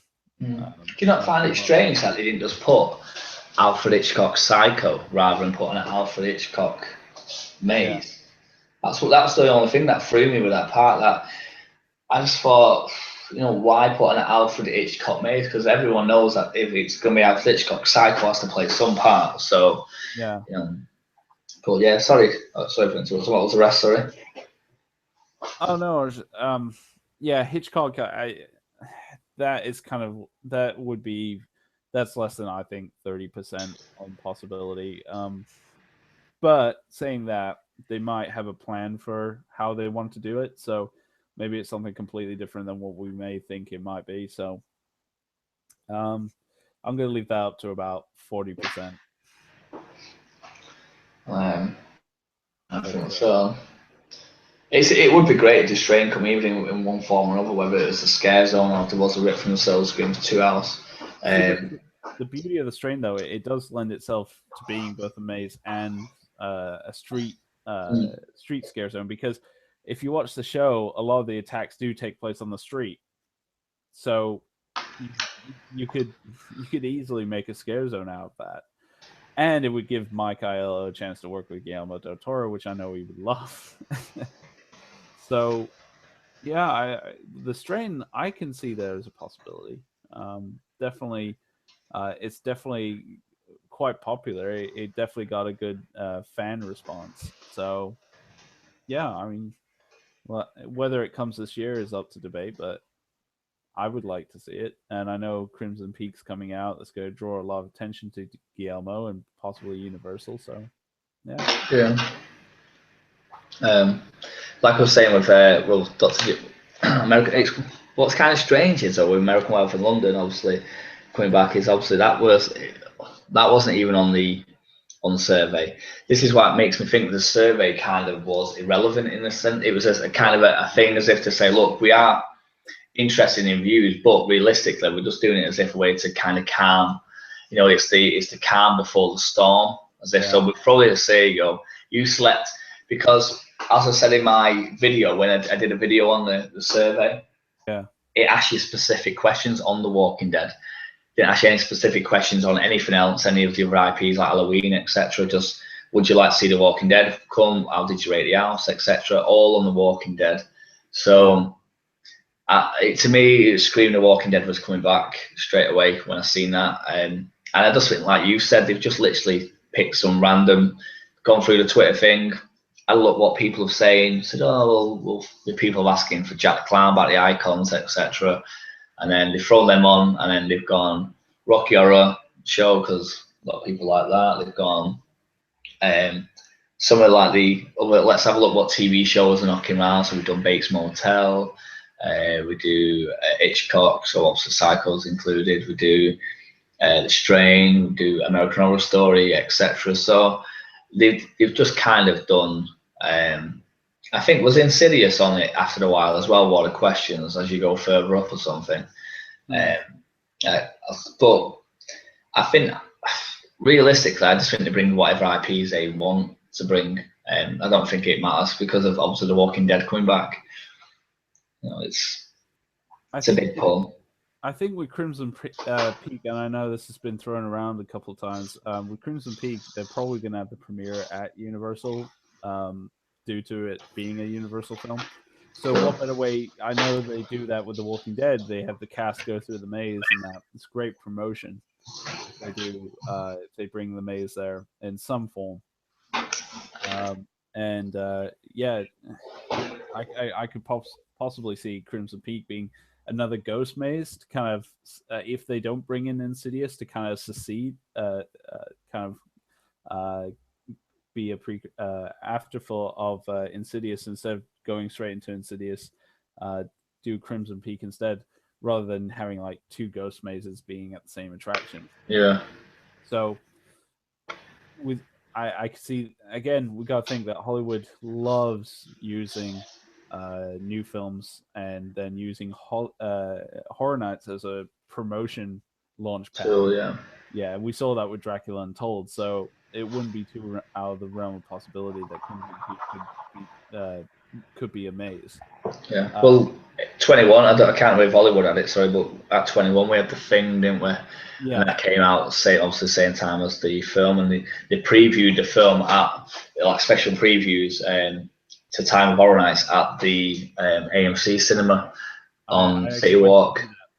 I got to see the film a little early due to that. So it's like say, you hit the nail on the head when you said they use it as a promotion tool. Yeah. But yeah. Sorry. Yeah. Oh no, I was just gonna say, yeah. You gotta factor in promotion as well. Universal, at the end of the day, is a company. Yeah. And they have the final say of what they can and cannot do in terms of rights. What better way? I mean, Crimson Peak is owned by Universal. It's essentially they don't have to buy the rights for it, and it also will bring promotion for the film. Let's put it as a maze, kind of. That's the way I would probably see them doing it. Limit the amount of cost for outsourcing to different companies to get their IPs. Yeah, it's. I mean, the thing is with that, it's like you only to look at Dead Silence. I mean, Dead Silence was really an obscure film by Universal, and as soon as that maze came out, the actual sales of the DVD went up, which was no surprise. I actually really enjoyed that. Yeah, I did. I thought it was a great film. It's another film I just didn't know what to expect because there was no publicity around it. Where nowadays a trailer comes out, you see the film, basically, you see the full film, like all the best bits.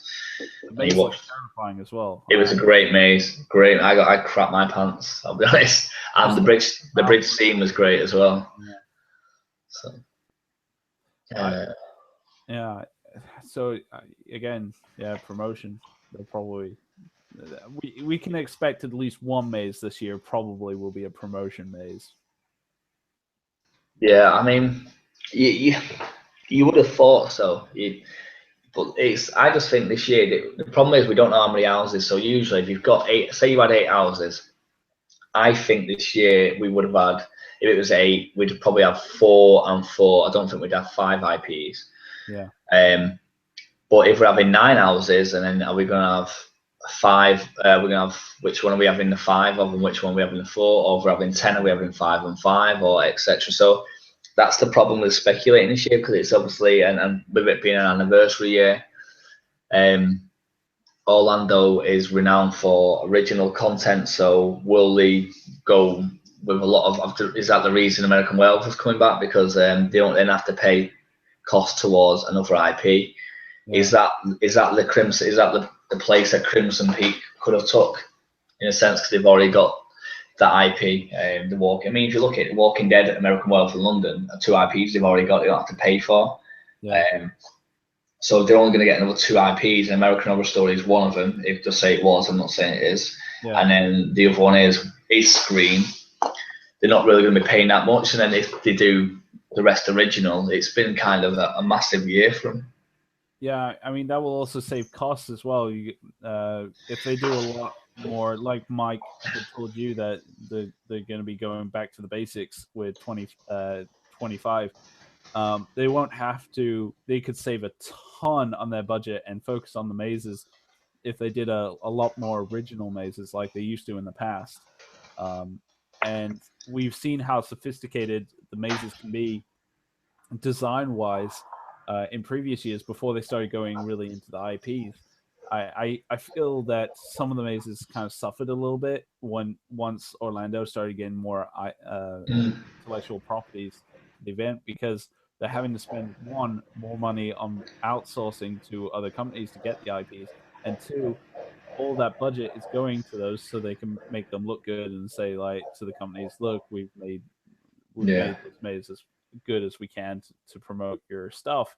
Also make this look really good. But then all the original mazes have kind of suffered a little bit because of that. I agree. the design wise, I mean, I've seen a little bit of Dollhouse of the Damned and Roanoke. Roanoke really didn't get a proper intro area from what I saw. So I feel if they're going back to the basics, they can spend a ton more budget on making the event look great for its anniversary and still making the mazes look as fantastic and as detailed as they can, uh, instead of spending it so much on intellectual properties. So I get this feeling that for Orlando at least, we'll be seeing a lot more original mazes than intellectual properties. Now, Hollywood would probably be up in the air. I feel just of what I've experienced in the past, I feel we are going to get some intellectual properties as usual, but with maybe one original maze. Mm. Yeah, that's. I mean, that's the thing about with the IPs. Well, I was going to say, hold on, I've been on for 2 hours and 20 minutes. So I think we've covered quite a lot actually. Yeah. I didn't realise we'd been on that long. So I'll tell you what we'll do just before we go then. Right. Is there any questions, anyone? Yeah, is there any questions anyone wants to ask? Over there. I'll tell you what. One sec.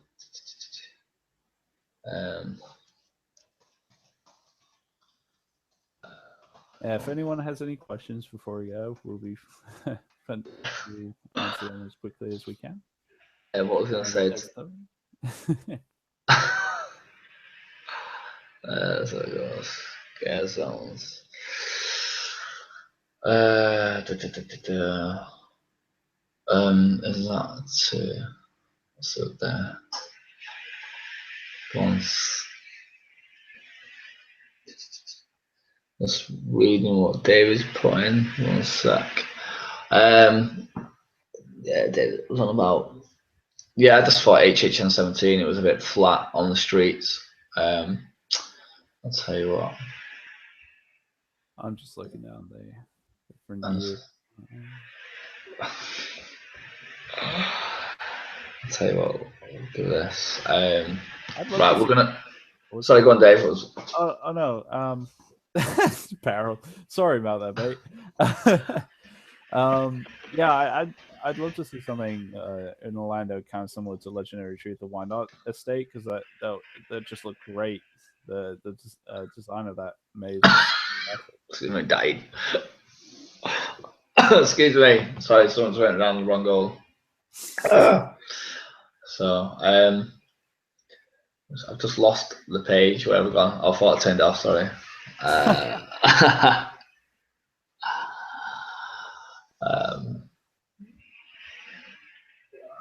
Yeah, that's a good point, Owen. I mean, also we tend to think more to the mazes, but I mean, the scare zones alone could get a little bit of a budget upgrade. It'd be great to see some more technical scare zones that really will look visually and aesthetically pleasing. Definitely making them a lot more complex than what they usually are. So, and especially for the anniversary, I would love to see the scare zones get the same treatment as the mazes do. One sec. Let's have a look. Yeah, I think the budget. I mean, the problem is, I think this is the big thing with American Wealth and London coming back. I believe it's going to be it's just a cost cutting thing to put an ounce in. I think they made. Or me drinking first.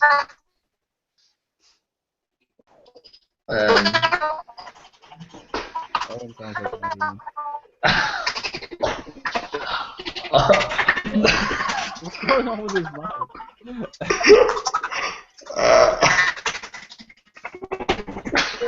Sounds like some 80s techno. Owen, if you can hear us.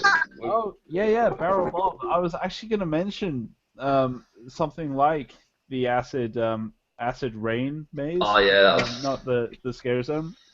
Because that just looked great. The characters look great. The whole idea of the buildings kind of shattering because of the acid rain, it looked fantastic. Definitely a very immersive zone. I agree that would be really cool to see something like that, but taken to the next level. Yes. Oh, and if you can hear us, we can't really hear you. It's just a load of weird random noises. Like a Spectrum game. It's like a Spectrum game. The eardrums are going. Yeah, I don't know what's. Maybe if you go out and come back in again. It sounds so weird.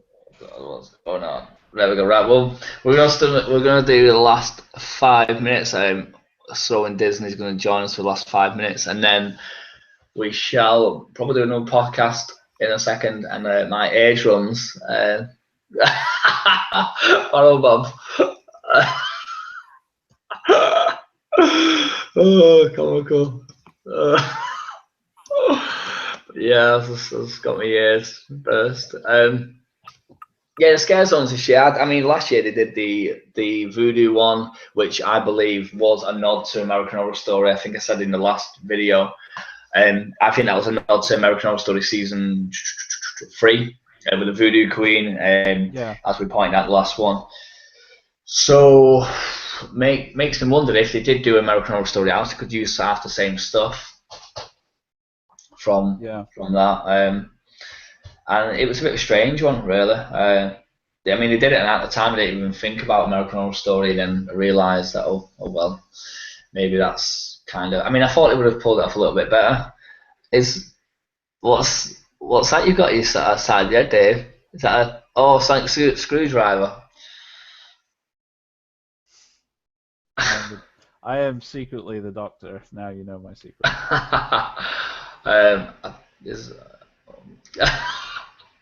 I'm sorry, as soon as I seen that Owen said I'm trying, it reminded me of a film called Rita, Sue and Bob 2. If anyone's ever seen it, I'll soon. It's like, one sec. Let's see if we can get this up. Rita, Sue and Bob 2. Yeah, I think Bob a lot nowadays is everything's too PC and they've got to kind of tone down, which kind of sucks because it's like you said, it's Halloween Horror Nights, not Halloween nights. You know, like just.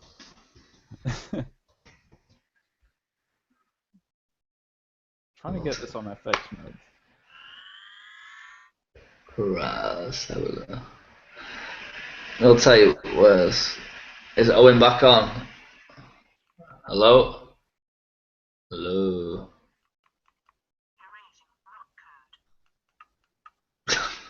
Go. Is right, draw, let's have a look. How does draw work? I got work in like less than 40 minutes. Alright, what's it called? Well, I'll tell you what, Owen, we'll do another Aaron's free later on, so we'll probably on later on. So we're going to wrap this up now. Thanks for everyone watching and people who watch later on. This is ukHHN saying bye-bye. And this is the Crazy Englishman. Thank you guys for joining us on this random podcast. See you later, guys. Take it easy. Bye.